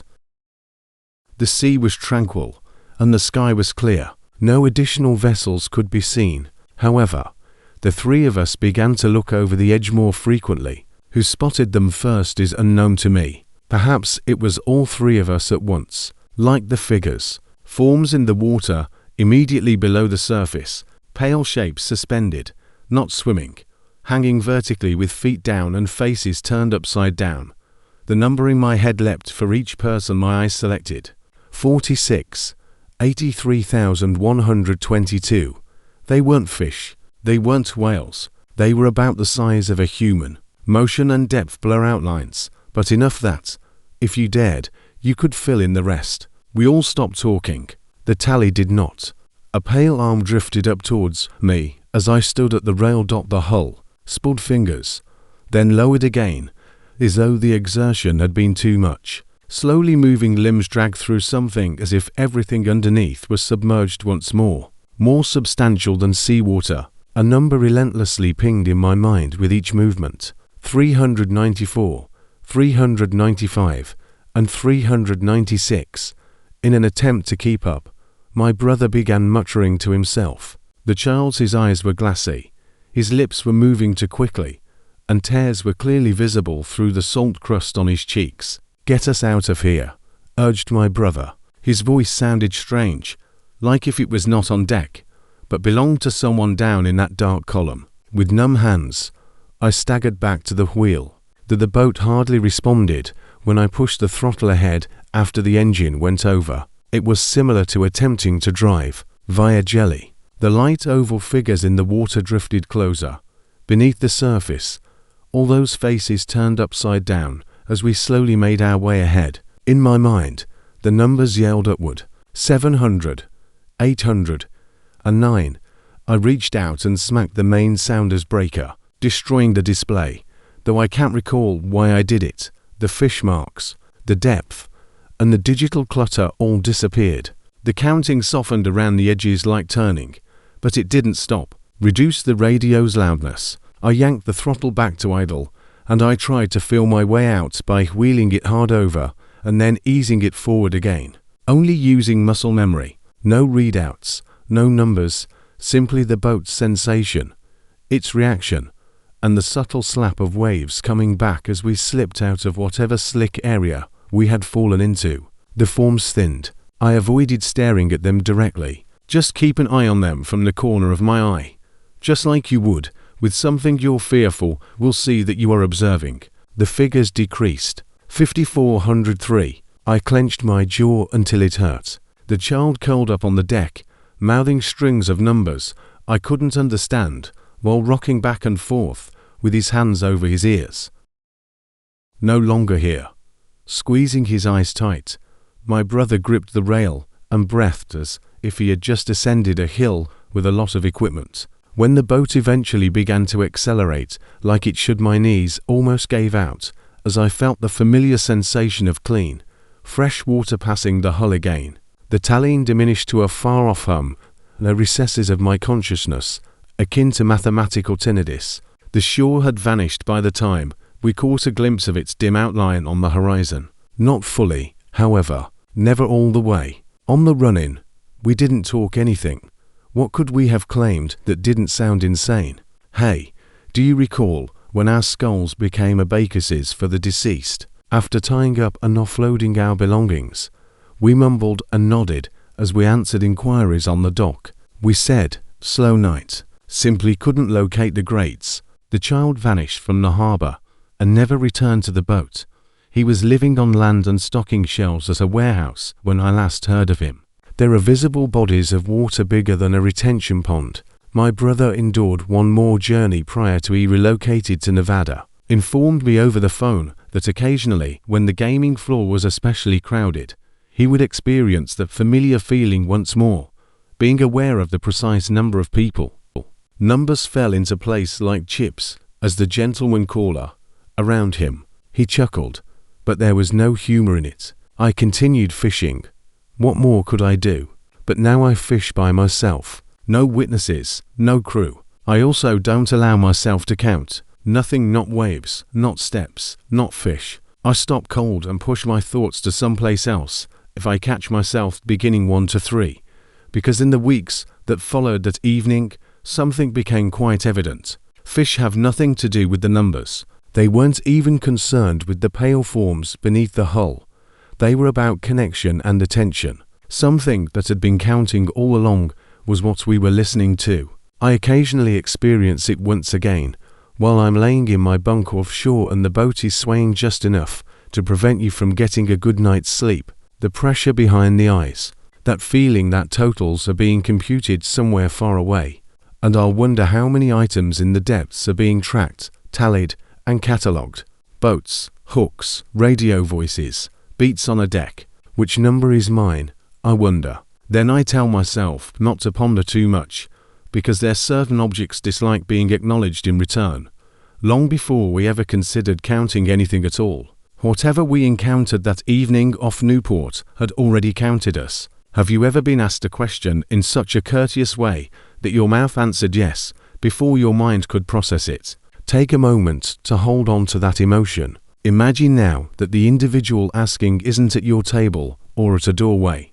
They are clinging to the side of your boat in 40 water while donning a drenched suit and tie, grinning as if they've been waiting all their lives for you to respond to them. I currently live with that, not the nightmares, not what followed, but the recollection of the time my own manners nearly killed me. 4 late season coho out. I was trawling by myself. Of Sitka.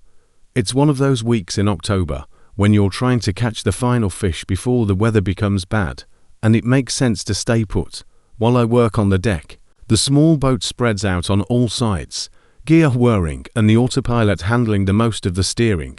It's only in the autumn that you can see that deep coastal darkness. The roof of the clouds is pressing down. There was no moon, just a strip of restless water lit dimly by my running lights. The wind is strong enough to burn your cheeks. It's the kind of night when everything seems both close and far away. I recall that I was tidying up after I touched the line and blew a couple of the fish, not the fishing lines, but the small utility line I have on hand to clean buckets and tools. It tugged sharply and unnaturally, as if something solid had taken hold. I thought I could have caught a log or some floating debris. I approached, put the rope around my hand, and started hauling. It came from a hand, nor a glove, nor a piece of garbage. In my deck lights, a human hand is pallid, tightly clenched fingers like it belonged there, all the way around the queue. It was fastened to an arm in a black suit sleeve. The fabric was sticky and wet, and the cuff was buttoned. With my heart pounding, I let go of the rope and staggered back till I struck the rail. A head broke the surface as the hand relaxed and slid down the rope. Be as calm as you like. He appeared to have entered the north directly from a boardroom, Pacific, maybe in the mid-30s. Despite the water running off it, the hair was perfectly brushed back. His white shirt was pressed against his chest, and the tie around his neck seemed lifeless. His skin looked unnaturally smooth and waxy, like it had been cold for a long time. However, he was staring at me with clear, concentrated eyes, as if I were the only thing that mattered to him. "Good evening, Captain," he said. He had flawless diction and a shiver-free voice. There was no gasping, just a sharp salutation, as if we were meeting at a hotel bar rather than off Baranoff Island in October, with slightly above freezing water. When reality trips, my brain stutters a little. You are aware of the moment when you're waiting for someone to yell that it's a joke. Nobody yelled. It was only myself and the man in the water. He grinned, tiny, courteous, with no teeth shown. "Could I join you?" he inquired. The line that caught my attention was the one, "I'm drowning, so please don't help me. Don't throw me a ladder for heaven's sake." Could I join him, as he asked, to cross my threshold? All of the lessons I had ever learnt about the sea suddenly screamed at me. People are not left in the water. When someone calls out, you don't ignore them. Another human being is not treated like driftwood. And I said yes by opening my mouth.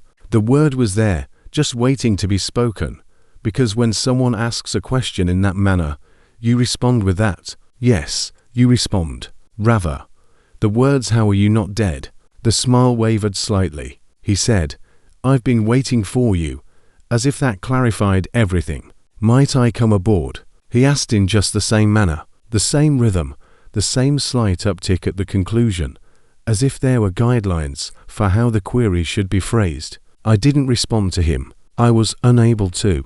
My stomach had tightened into a frigid knot that seemed to be older than I was.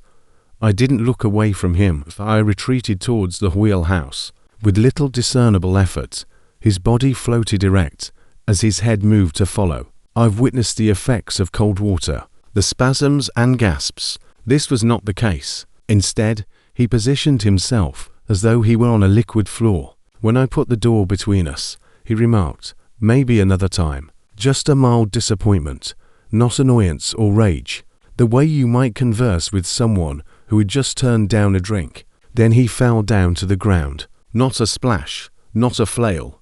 Just immersed with their eyes fixed on mine till the darkness enveloped them. Have you ever been so shocked by something that you choose to ignore it? I did just that. I told myself that I had imagined his voice, that I was exhausted, and that perhaps it was a body, and in order to keep it from crumbling, my mind slapped it with a face and sound. I didn't report it. I didn't go back. I went fishing. You can learn to compartmentalize from the ocean.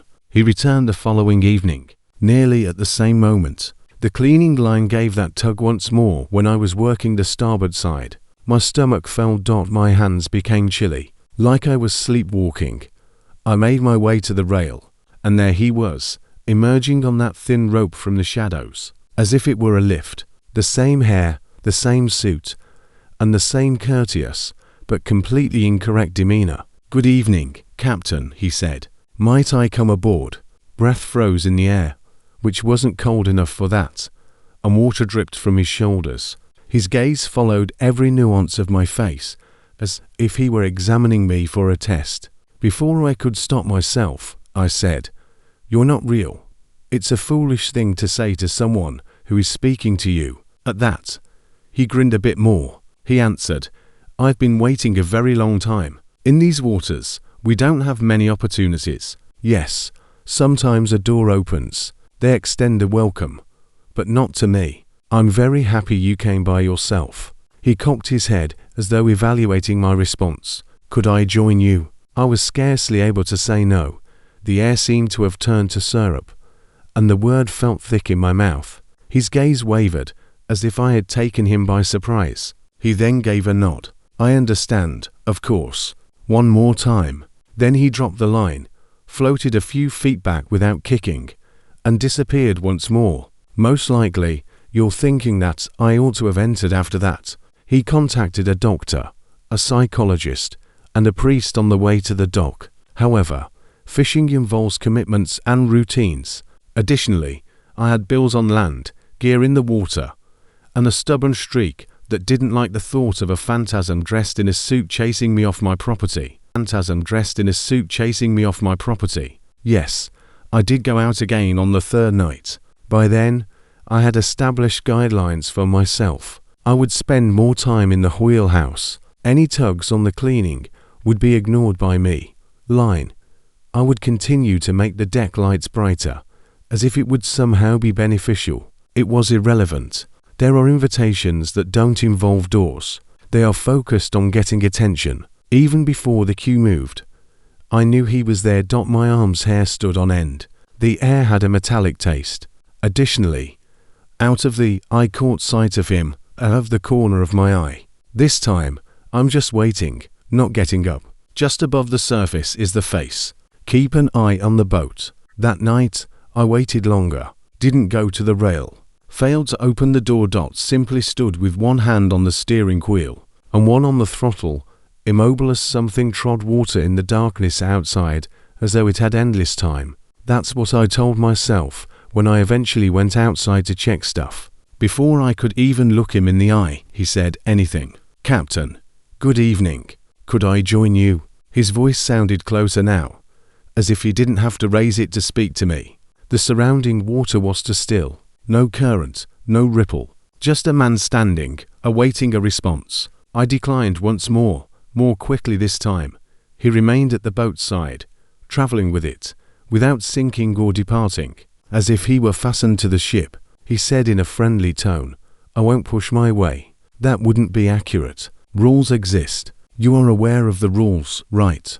Windows, quotas, closures, and lines you must not cross unless you are prepared to deal with the consequences. He grinned as if we were making a joke together. "I'm confined too. I might wait, or I might ask. I might follow, but I might not cross without your permission." He spent the entire night there. You won't understand the meaning of pressure until you pace your boat for 6 hours. "Might I come aboard?" It repeatedly asked in that flawlessly regulated tone, never raising its voice or posing a threat. He would occasionally go silent for 10-20 minutes, and I would assume he had vanished. The rope would then quiver, and he would once more be there with a patient look. His head turned each time I crossed the deck. He stared through the window as I entered the wheelhouse. His attention was like fingers on the back of my neck. I turned my head away. My nerves were shot by daybreak. Tension made my body hurt. Saying no more times in a single night than I had in my entire life left my voice wounded. Back at the pier, surrounded by noises and other vessels, he seemed absurd to me. When you spend too much time by yourself, you tell yourself a ghost story. I nearly persuaded myself that I would never see him again. The fourth night, he didn't wait to be hauled up. He was there as I stepped onto the deck, chin level with the top, hands softly resting on the rail from the outside, as if he had been waiting for me to come out. "Good evening, Captain," he replied more softly. "Could I board now?" I'm not sure if it was fatigue, the faint edge of something like loneliness in his voice, or the way his fingers clenched when I recoiled. But my resolution broke. I knew deep down that I shouldn't say that term. You don't want anything on the water that requires authorization to enter. However, my defenses faltered as I stood there with the unending darkness closing in and the cold seeping through my boots. "Yes," I said. He didn't move like a ladder climber, or like a man frantically trying to get out of the sea. He was outside the rail with water up to his chest for a brief moment. The next, he was stepping softly onto the deck, his sneakers somehow soundless on the damp steel. The suit did not stick, but it did drip. He smelt like a place that had been closed for too long rather than the ocean. A hint of sweetness, almost floral, with a slight sourness in the stale air the Mojans. "Thank you," he said, and it contained sincere appreciation. Perhaps the worst thing was that you can see things up close that you can't see from a distance. It appeared as though the skin at his hairline had been smoothed and stretched back into position. His eyes were also a shade bright for the low light. Pupils need a while to adjust. His lips showed a smile, but not his cheeks. The cold I felt as he passed me was so intense that it made the Kodiak winter seem pleasant. It entered my bones and teeth. He didn't lunge or assault. Like a visitor, he took a seat on one of the fish cages, the chair that was offered at a kitchen table, folded his hands, and silently observed his surroundings. He remarked, "You've kept her in good shape." Looking at the rigging and rails, "Better than if I kept mine. I believe it's distinct from being invited aboard. Don't you know there's a duty? Now that I'm here, I have to show you something. This is how it operates. I have no desire to see anything."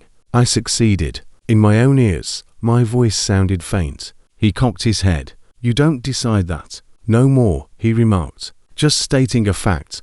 Nothing unpleasant." He undid his buttons-dock coat. It moved slowly and deliberately, as if it were a ritual, that there should have been a shirt underneath the chest when the fabric parted. A body with some residual heat. It wasn't. Depth was present. Not depth of metaphor. This dude doesn't have a poetic sensibility. True depth. It was like leaning over the rail in the dark of night to peer into that open jacket. Darkness and gazing endlessly down onto the lake. Dark and much darker. Miles and miles falling into a few inches of space. I noticed lights in that area, running lights, flares, and the faint illumination from vessels' wheelhouse windows that never arrived home. One by one, they winked out as they slowly circled some enormous, invisible center. Greater darkness engulfed them. From there came the sound of voices. Pieces, those final calls, prayers that are only vaguely remembered, the monotonous reciting of coordinates. As water rose over boots, knees, and chests, all the terrified words ever uttered into radios as the deck swayed and the rails plunged down. All the shouts were cut off mid-sentence. "Not like this," was murmured on every Mayday that never made it to the Coast Guard, consumed by a surge. I was immobile. The vision changed as he leaned forward a little. I briefly noticed my own boat there, small in comparison to the background of unattainable distance, running lights, eager and dazzling, wake trailing like a sign in black pen. I saw myself behind the wheel, younger, laughing at a stupid joke into a radio. Then I flickered as that version of me was lost in the shifting lights. He shut the jacket. The noise suddenly, the waves crashed back, rattling, rigging, wind, and waves. I became aware that I was no longer hearing it. My knees buckled when that spot opened up in front of me. I struck the deck with my hands slipping in the sea, my lungs carrying air as if I had been submerged. "There," he muttered. "You get it now. It's not me who arrives for you. It's me who asks the door opener, like a man getting ready to leave a party." He stood adjusting his jacket. "Did you invite me? I showed you what's in store. We are square." He retreated to the rail. His civility faltered for the first time, and something like to hunger became apparent. In his eyes, the sympathetic frequency shone brightly. "They won't ask," he continued. "They'll simply take the open door and depart from you in a worse manner than I did. Be mindful of what you agree to." Then, with the effortless elegance of someone stepping off a curb, he tipped backward off the rail. Just gone, no splash, no writhing limbs. I'm not sure how long I sat there. Long enough for the cold to penetrate deeply. Long enough for lightning to begin in the eastern sky. Muscle memory and burned-out instincts got me home. The boat was listed for sale in less than a week. People questioned why I told them what they anticipated hearing. Weary, finished with the grind. Before the water collects its due, it's time to act wisely. The actual reality is both easier and more difficult. That evening, I discovered that yes is more hazardous offshore than any hurricane. That not all requests for permission are worthy of a polite response. I now care for what I say, even when I'm on land. I don't say come in until I really mean it. To be courteous, I don't say sure. And occasionally tasting salts that shouldn't be there when you wake up in the wee hours of the morning. I hear a familiar, quiet voice in the back of my head as I feel the old cold seeping under the door. Could I say good evening? I don't allow it to end. I never allowed it to end. You know how a sound can enter your brain so deeply that you continue to hear it even after it has stopped. Not a melody. They are harmless yet bothersome. I'm referring to a rhythm, a knock, a pattern that sneaks up on you and is connected to things that have nothing to do with it. In the end, that's what pulled me off the water. Not a weird accident, not a storm, not a stray wave. It was a dumb little engine knock that kept coming from both the engine and me. I was sprinting Westport's bottom fish that winter, a 40-footer and me alone. When I could get rockfish, linged, and a few other odds and ends, I would put to many miles on them. It was one of those slate grey nights when the only difference between the sky and the ocean is the direction in which the wind strikes your face. The exit from the bar had been uneven. However, once I entered deeper water, it settled into that steady, long roll that, if you do it long enough, is almost reassuring. The diesel was operating normally. There's a steady thrum beneath my boots, a mechanical heartbeat that eventually became unnoticeable. However, there was an additional beat that evening. It was dim at first, to knocks beneath the sound of the engine. Knock, knock. Take a moment. Knock, knock. Take a moment. Take your time. Too consistent to be arbitrary. I assumed there was a loose object bouncing about the chamber, or an injector mount. I promised myself that after the next drift, I would check it. You are aware of how that works. When you hear something, you record it for later. Because you have bait in the water and the rod tips are bouncing, you continue to work. The knock was unconcerned. It continued. Knock, knock. Take a moment. Knock, knock. Take a moment. It began to sound more like a melody after 20 minutes instead of an issue. Whether you want them or not, sounds keep you company when you're by yourself. I discovered that I was unintentionally timing things to it. Flip the bail on knock 2, cast on knock 1, and use the depth sounder on the pause. It permeated my lungs and my hands. I became aware that I was tapping the rail in the ideal wash basin with my fingertips. At that moment, it occurred to me that I truly disliked. What if I didn't have the engine knocking with me? What if I was contributing to it? I made the decision to deviate from the norm. The throttle is the simplest way to accomplish it. I pushed it ahead. The revs increased. Without missing a beat, the knock accelerated as the thrum increased. Knock, knock. Take a moment. Just quicker now. I withdrew forcefully, nearly to a standstill. The entire vessel trembled as the stern tumbled off a swell, the engine lurching briefly before stabilizing. Perfectly proportionately, the knock slowed. Something else occurred at that very instant. I heard taps in response. From the hull, not the engine room. You are familiar with the sporadic bangs and groans of structure and water if you have ever been on a steel boat in any kind of chop. That wasn't the case here. This was a response. Knock, knock, knock. Take a moment. Somewhere beneath my feet, there was a knock that perfectly matched the strange tick of the engine. With my hands still on the throttle, I froze at the wheelhouse doorway and listened. Hull knock, engine knock, and pause all at once, like a call and response in a language I didn't want to learn. Once more. It must be something easy, I assured myself. Gears changing with a loose plate the roll, I opened the engine cover, grabbed a headlamp, and inhaled the hot oil. Stench, my teeth vibrated as the knock struck me closer and harder down below. Despite the pistons banging away and the diesel block rocking on its mounts, nothing seemed particularly amiss. Then I understood the engine itself was not the source of the knock. It came from all directions. The exhaust elbow, the mounts, and the shaft connection all appeared to malfunction in the same split second, as if an unseen hand was jerking the entire system on that beat. And that second response appeared beneath it, faint but distinct. From the outside, knock travels up through the frames on the hull. The engine was killed by me. Offshore, instant silence never seems natural. This, however, was terrible. The abrupt my ears rang, because there was no diesel. After 3 heartbeats, in my mind, my heart is pounding loudly. Nothing was present. Next, at the waterline, from the starboard side, knock, pause, the same pattern, the same distance. There is no longer an engine to conceal beneath it. Then, just to knock silence. Then to knocks once more. When you're certain, you know that feeling. Is there someone standing right across the wall? It felt like that. It felt as though something was right there, gently pressing against the exterior of my hull. I became aware that my own heart had begun to follow along as I stood in the middle of the cabin. Rest, thump, rest, thump. My heart was beating faster to keep up with the beat outside, as if it had discovered a favored conductor. I lost it and ascended. I stomped over to the side of the deck, where the sound was loudest, barefoot in my socks like a fool. The sea was near, featureless, and dark. There was only that sound when I pressed my palm flat against the steel. No flotsam, no log banging.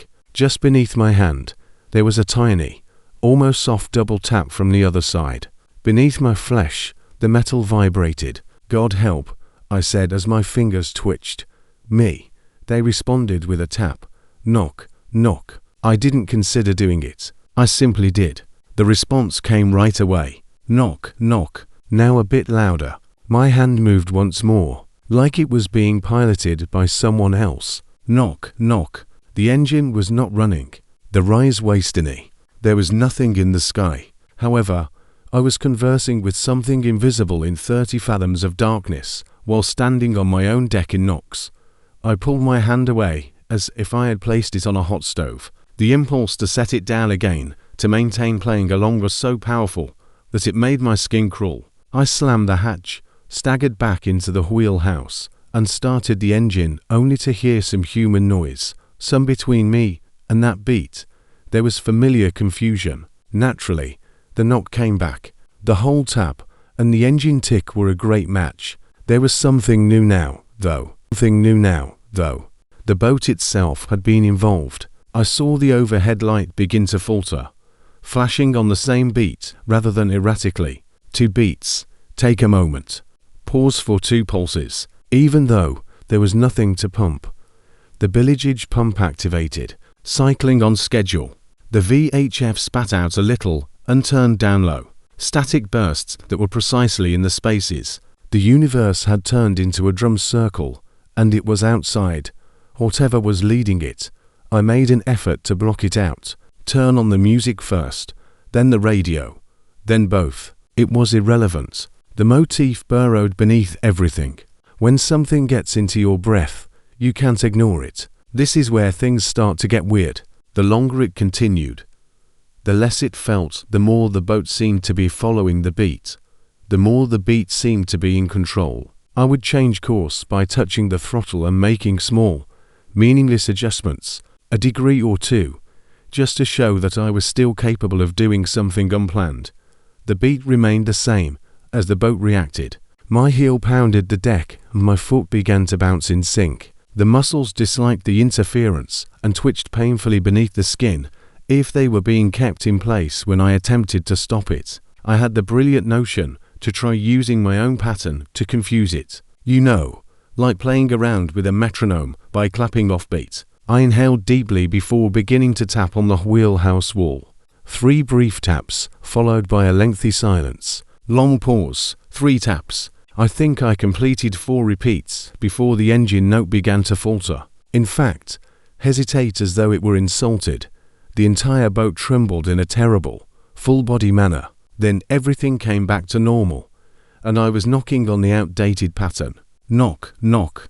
Take a moment. Without my knowledge, my hand had switched back. My chest ached. My heart had leapt in tandem. The first genuine fear was that, not of something external, but of what was taking place within my body. Physical labor has a way of cutting through panic, so I headed back down to the engine room. Bolts, tools, and tangible objects. The knock reverberated off every surface in the tiny metal box like a storm. To stop my hands from shaking, I began to tap along, between checking a fine oil level and tightening a clamp that didn't need to be tightened. I became aware that my breathing had also fallen into the pattern. Hold for 2 beats. Hold on. Out for 2 beats. I paused, forced myself to breathe for a longer period of time, and felt instantly lightheaded, as if I had violated some mandatory schedule. When 2 rhythms lock together, there's a term for it. Entrainment. The science wasn't necessary for me. I sensed it. My boat had been entrained by whatever was outside. My body was entrained by my watercraft, and my body was making a valiant effort to entrain my thoughts. Instead of flowing, thoughts began to come in pulses, to blank flashes of memory, to fearful, blank flashes. I felt as though someone had flipped a switch in my skull. The same dumb knock. I made a choice that most likely saved my life. I turned everything off. Primary breaker, electronics, with the exception of the navigation lights. I turned off the engine, sound. The faint sound of fans and pumps subsided. There was nothing for a moment. Then there was another knock. Just a hull again, far away. Make a knock. Make a knock. Take a moment. I stood in the soft light. From the devices that were focused on something else and had their own internal batteries. My own pulse. I make sure it didn't line up by purposefully counting it aloud. 1 to 3 pause. 1 too ugly, sluggish, and inconsistent. It was mine, even though it pained. The knock continued. It never halted. However, a distance developed between it and myself. It's just big enough to fit my will. I'm not sure how long I fought for my own rhythm while standing like that. 10 minutes, an hour. Long enough for me to eventually nudge. The knock felt more like an order than a command as the engine came back to life. Unwelcome background sounds once more. It remained in place. It continued to tap non-stop. It made its way back to the bar and into the harbour. The non-profit. The lights of courtesy, however. My breath developed its own rhythm. My heart had its own stutter. And the bless her old, obstinate hull. The boat began to creak irregularly in ways that seemed defiant. 2 days later, I took her out and paid a mechanic more than I should have to inspect every part of her engine. He discovered a few things that they do when they know you're looking for a response. A slightly out-of-spec injector, a worn mount, and a rumbling exhaust system. He reassured, replaced, and tightened.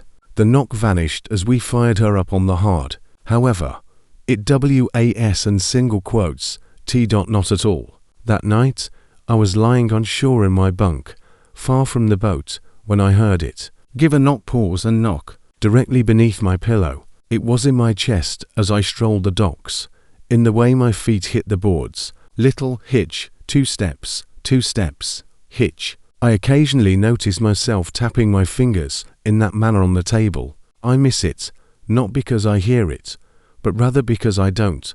I'm more afraid of that than anything that occurred off the coast of Westport. By the conclusion of the season, I had sold the boat, told everyone I was done with the grind, and expressed my desire to sleep through the winter whirring free. 4 casts at 3 in the morning. They said I deserved it and nodded. They are unaware that on certain nights, I still wake up with my hand flat on the wall of my bedroom and my fingers moving, with a gentle, automated knock on the plasterboard. one waits for a response from the other side, which, hopefully, never materializes. Have you ever learnt a signal that is unique to you from a member of your family? "I'm here," says a small piece of code. It's me. You're secure. Even if the sender is invisible to you. For us, a 321 blink meant that. 3 flashes. Take a moment. 2 flashes. Take a moment. Just 1 flash. On misty nights, my dad would know which set of lights belonged to house, while half the fleet was out thanks to my grandfather's antiques era. I learnt it from my dad as if it were a secret handshake. I hadn't seen the signal in decades by the time I had my own boat sailing out of Prince Rort. I believed it had perished along with him. I was incorrect. August was the busiest month for salmon, and the boat was full with family. My cousin, my nephew, and my son. Like our fathers, we ran the Sierra.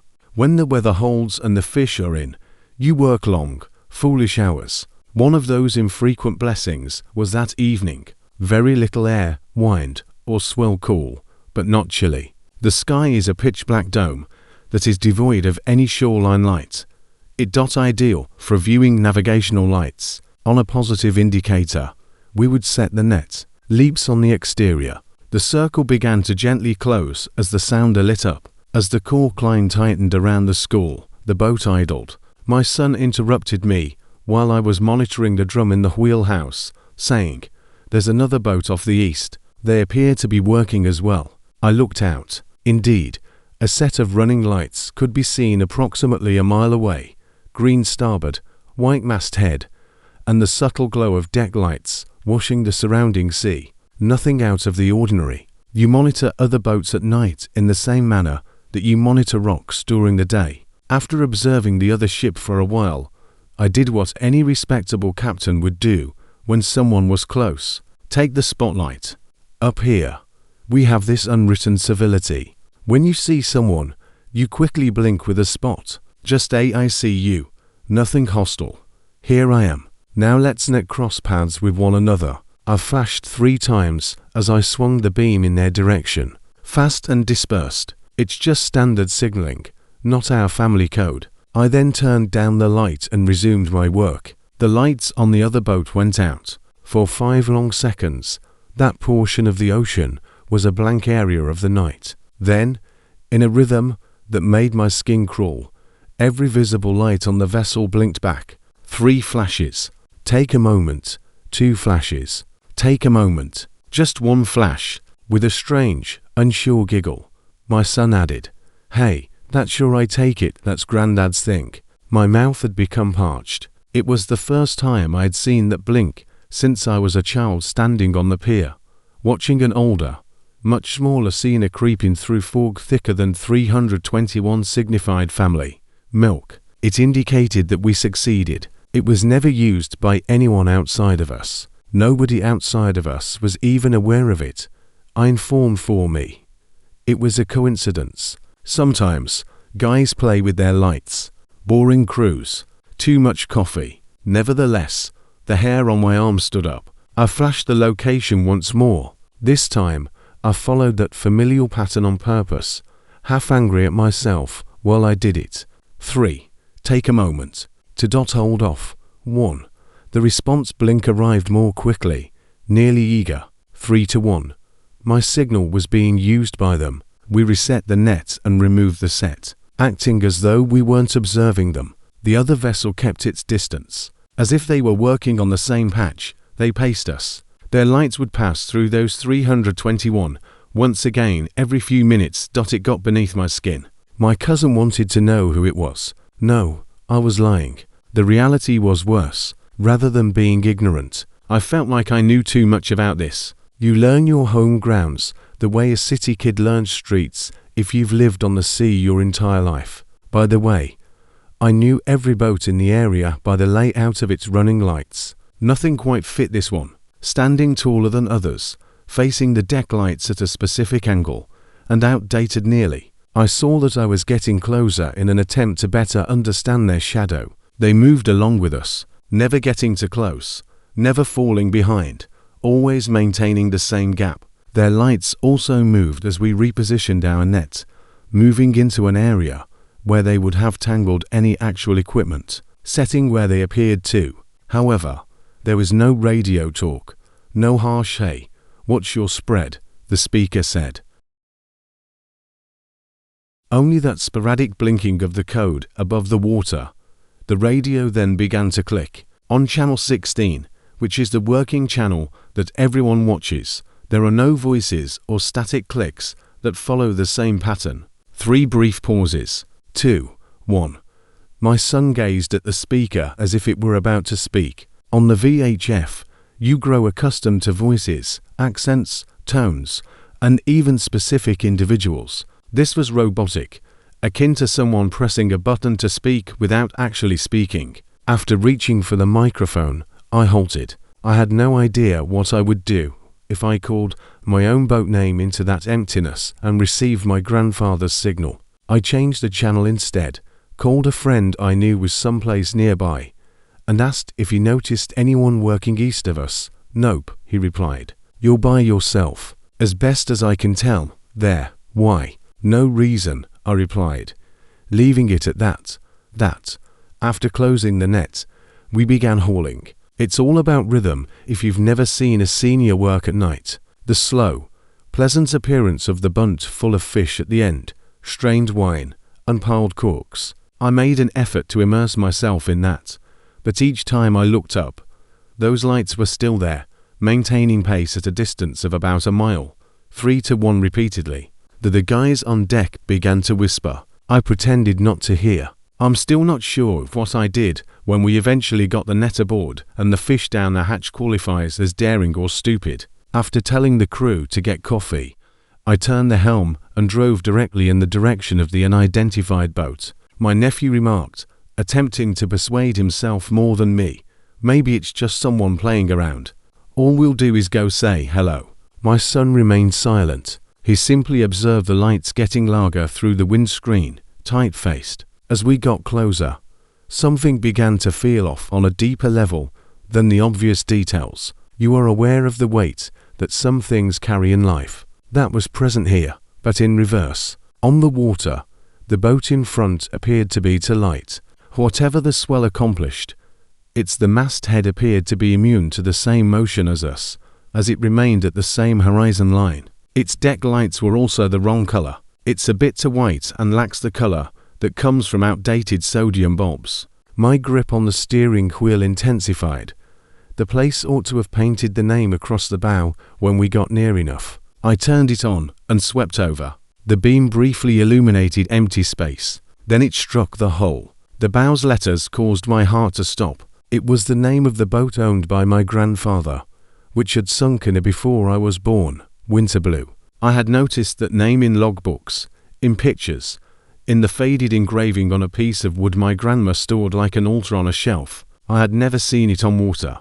The hull beneath it was identical to the photos in every way. High bow, older style, and the specific stern curve. It was only this version that was incorrect. The paint was peeling and blistering.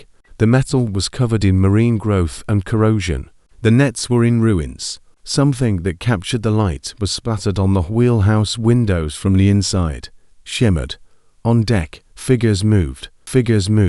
They were unclear. The spotlight penetrated them in eye-caught flashes of vintage rain gear, knit caps, and other items of apparel that are now only seen in sepia images as the boat rolled in stuttering slices, with their hands gripping imaginary rope and their muscles straining against imaginary weight.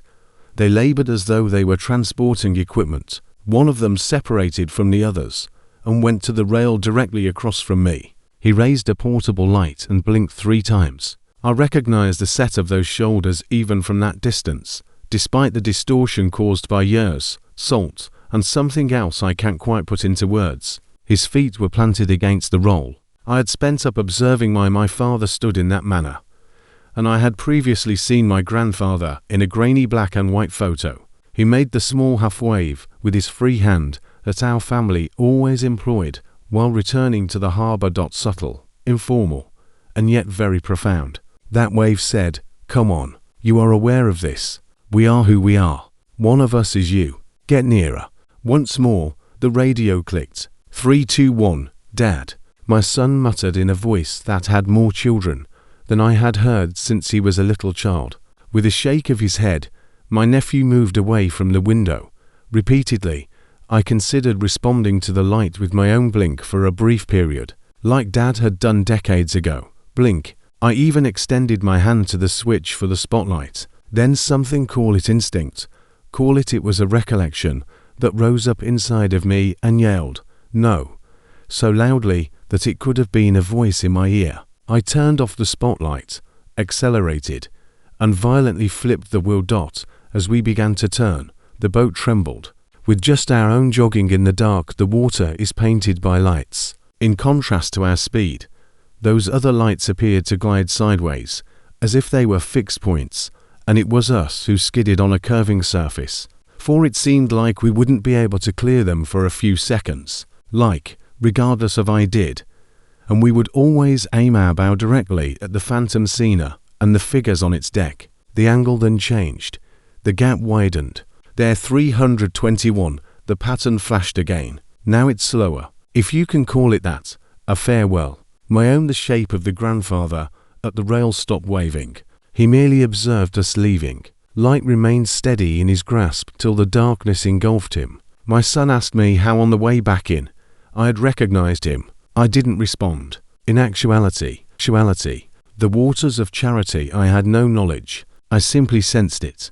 The same emotion you experience when a blood relative silently enters a room. There were other people out there besides him, condensed into a single boat. It was the entire weight of all those who will never return, moving silently along the border between the sky and the water. We informed everyone in the harbour that we would turn in early due to a light problem. Nobody questioned it. Everybody has, even though they don't want to discuss it. Word spreads through other channels. A few weeks later, I was cornered on the pier by an elderly captain who had known my grandfather when he was younger. He asked me quietly if I had ever seen the Pride, my grandfather's yacht, out past the Cape. I declined. I didn't refuse. He responded, "She calls family," nodding as if he had anticipated it. That one did it every time. I'm still fishing, but not in that area. I also watch how other boats blink their lights. When I unintentionally notice 3 flashes, it may be a tower, sledge lights on the shore, or anything else, my stomach drops, because this is what keeps me awake. Signals are intended to be responded to. They are designed to respond to calls. I broke the chain my grandfather had started that evening. I occasionally hear the quiet click of a radio keying up in between waking and sleeping, but there is no voice behind it, and I wonder how many times that code will be displayed across Black Sea before a member of my family responds to it once more. Have you ever received something from the water that you were positive it swallowed years ago? Something you owned, something you saw vanish beneath the surface, not driftwood, not random trash and mourned.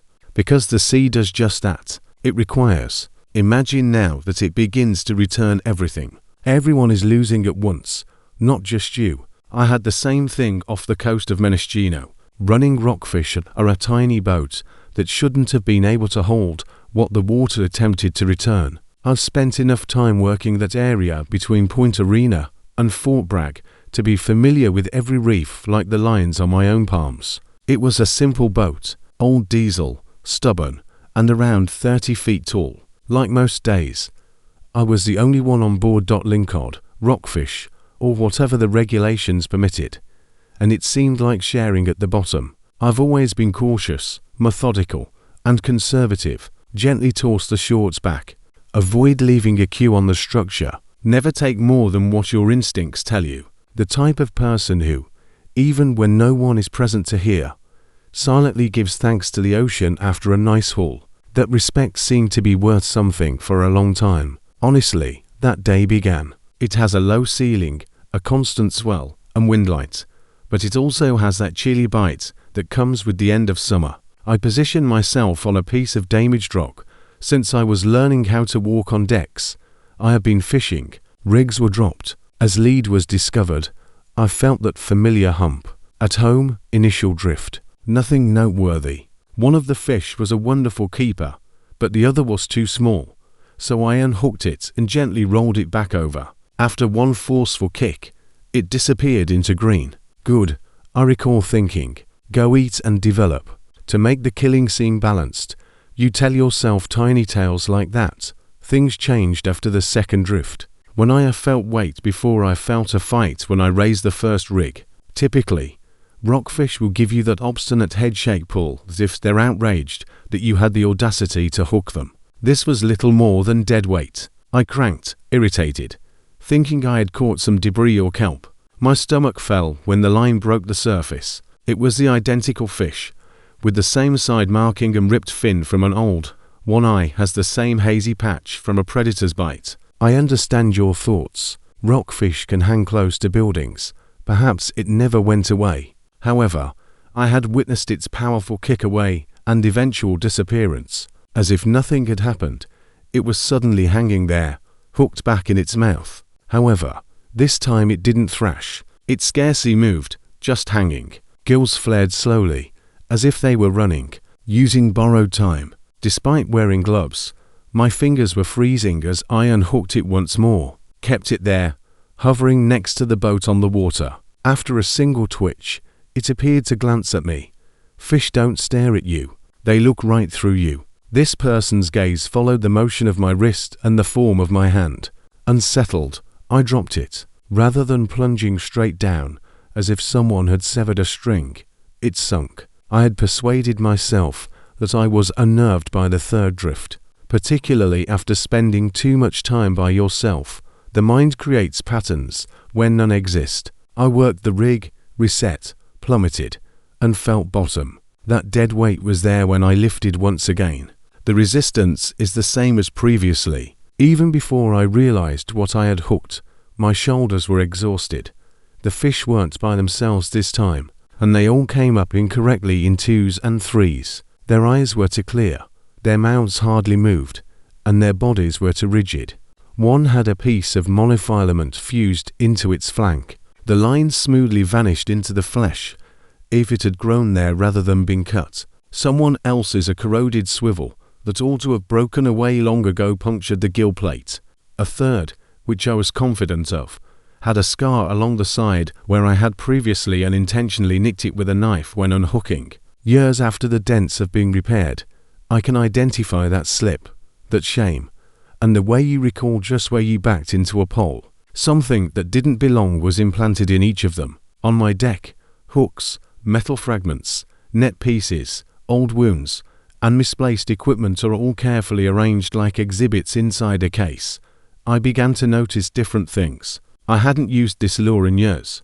The pattern is still barely discernible, but the paint has mostly worn off. 8 seasons ago, I had lost a bespoke job due to a poor snag. When I was first starting out, a small red tackle box that I recognized by the worn sticker on its lid had fallen overboard in inclement weather, and I had seen it bob once, twice, and then disappear. It appeared as though it had just been dropped, tangled in the leader. The foam inside was dry when I opened it. It had sparkling hooks. At that moment, I felt a shiver that had nothing to do with the wind. You are undoubtedly familiar with the sensation of having seen something previously. That wasn't the case here. This was the reverse. Yavu. Seeing what should be familiar and feeling like you've never really grasped it until now. There was a bottom to the ocean. It was not a place where things just vanished. It was a ledger, a storeroom. My small boat had also been transferred from the withdrawal side to the returns for an unknown reason. It was confirmed by the subsequent dip. Once more, I felt heavy. But this time, there was battle in it. As whatever was down there attempted to push itself back into the rock. The rod bucked and lay humming. With muscle memory taking over, I leaned into it and hauled steadily and slowly until colors emerged beneath the surface. I thought I had hooked something huge for a second.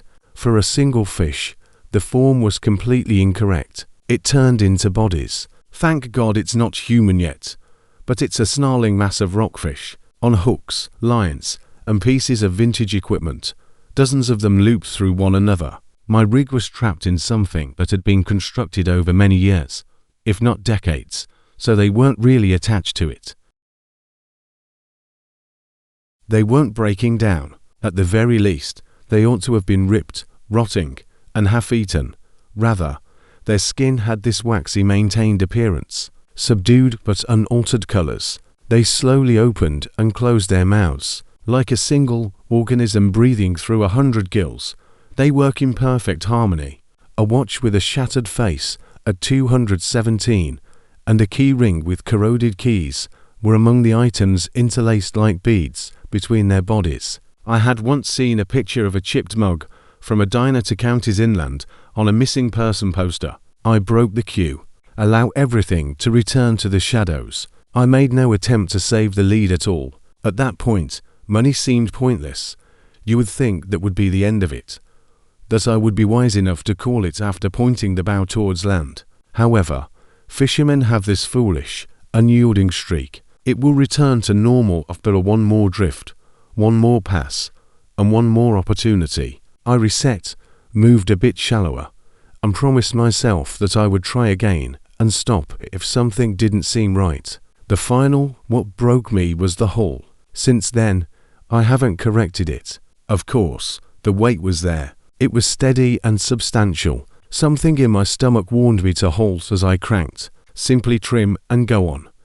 I didn't pay attention. For a little while, I was unable to comprehend what I was seeing as the surface swelled. Next, the forms were arranged themselves into comprehension. This time, the bodies are human. They were crammed in, like the fish had been suspended beneath the boat in an obscene cluster that lifted as one. They were all caught on my hooks and line. Thick sheets of water cascaded off them. Outdated clothing for bad weather dangled from loose shoulders. Though washed away, the colors are still recognizable. Red slickers took on a drab wine hue. Jackets in yellow became sickly gold.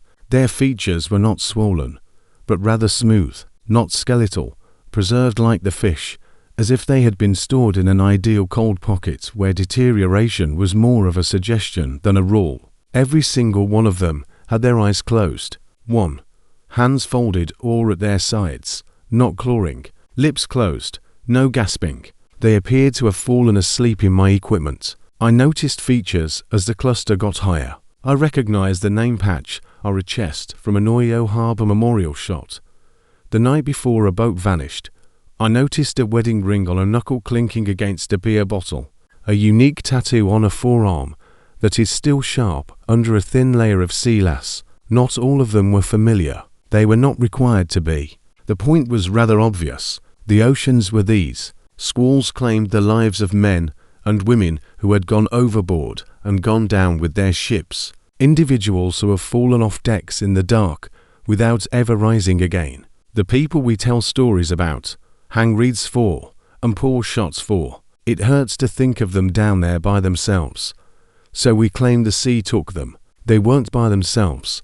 They were being returned in my queue on my deck. As the rig pulled, the bodies did not fall or flail. Them higher. Together, they swayed and floated.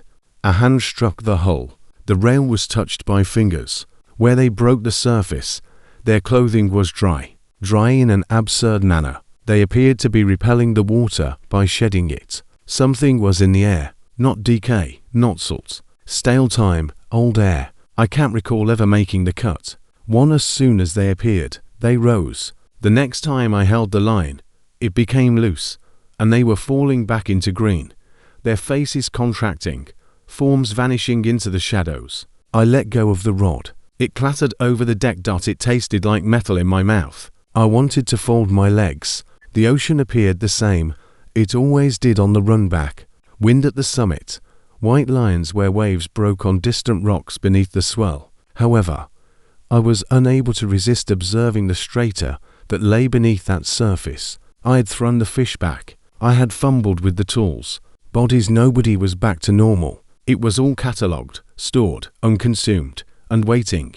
You are aware that the sea is said to be merciless. I used to believe that meant it requires, and is indifferent. It seems to mean the reverse now. It is very concerned. It remembers too well. Down there, accounting is taking place. A balance sheet that we are unable to until our small column is due for review. For whatever reason, I halted soon after. I went fishing. The boat was sold. I stayed in the States and moved as far inland as possible to avoid the stench of brine. When people ask why, I respond as usual: tightening of regulations, decreasing quotas and growing older. People nod even though they don't actually believe me, since they don't discuss it for a variety of reasons. I don't tell them this bit. Ever since that day, the ocean continues to give me things back, not large, spectacular objects, but small items. A pocket knife. When I was a child, I got lost off the pier and ended myself in a box. I swear, when I was a crew member on a boat in my 20s, I never had a hat, and I ended up in a 3 towns distant is a thrift store. Reappearing from the bottom of drawers are letters I tossed away years ago. Every time, there's a moment when I grasp the item and experience that icy, profound feeling of being observed, of a ledger being updated. I no longer discard items. I'm afraid of where they'll go after they depart, not because I'm sentimental. My hands and the consequences of their return. I keep dead and damaged equipment. I stack old boots and phones in the garage, if I might jam the cycle on my end and prevent it from flipping over. The ocean can maintain its accounting without my consent. I am aware that, however, on certain evenings when the wind is perfect, I swear I can smell salt everywhere. The route out of here.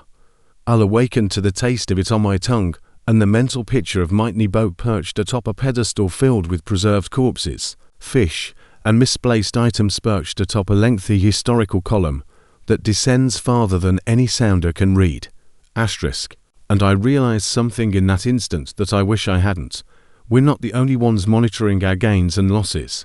The sea maintains its own books, for reasons we'll never be prepared for. It may choose to see the pages that contain your name.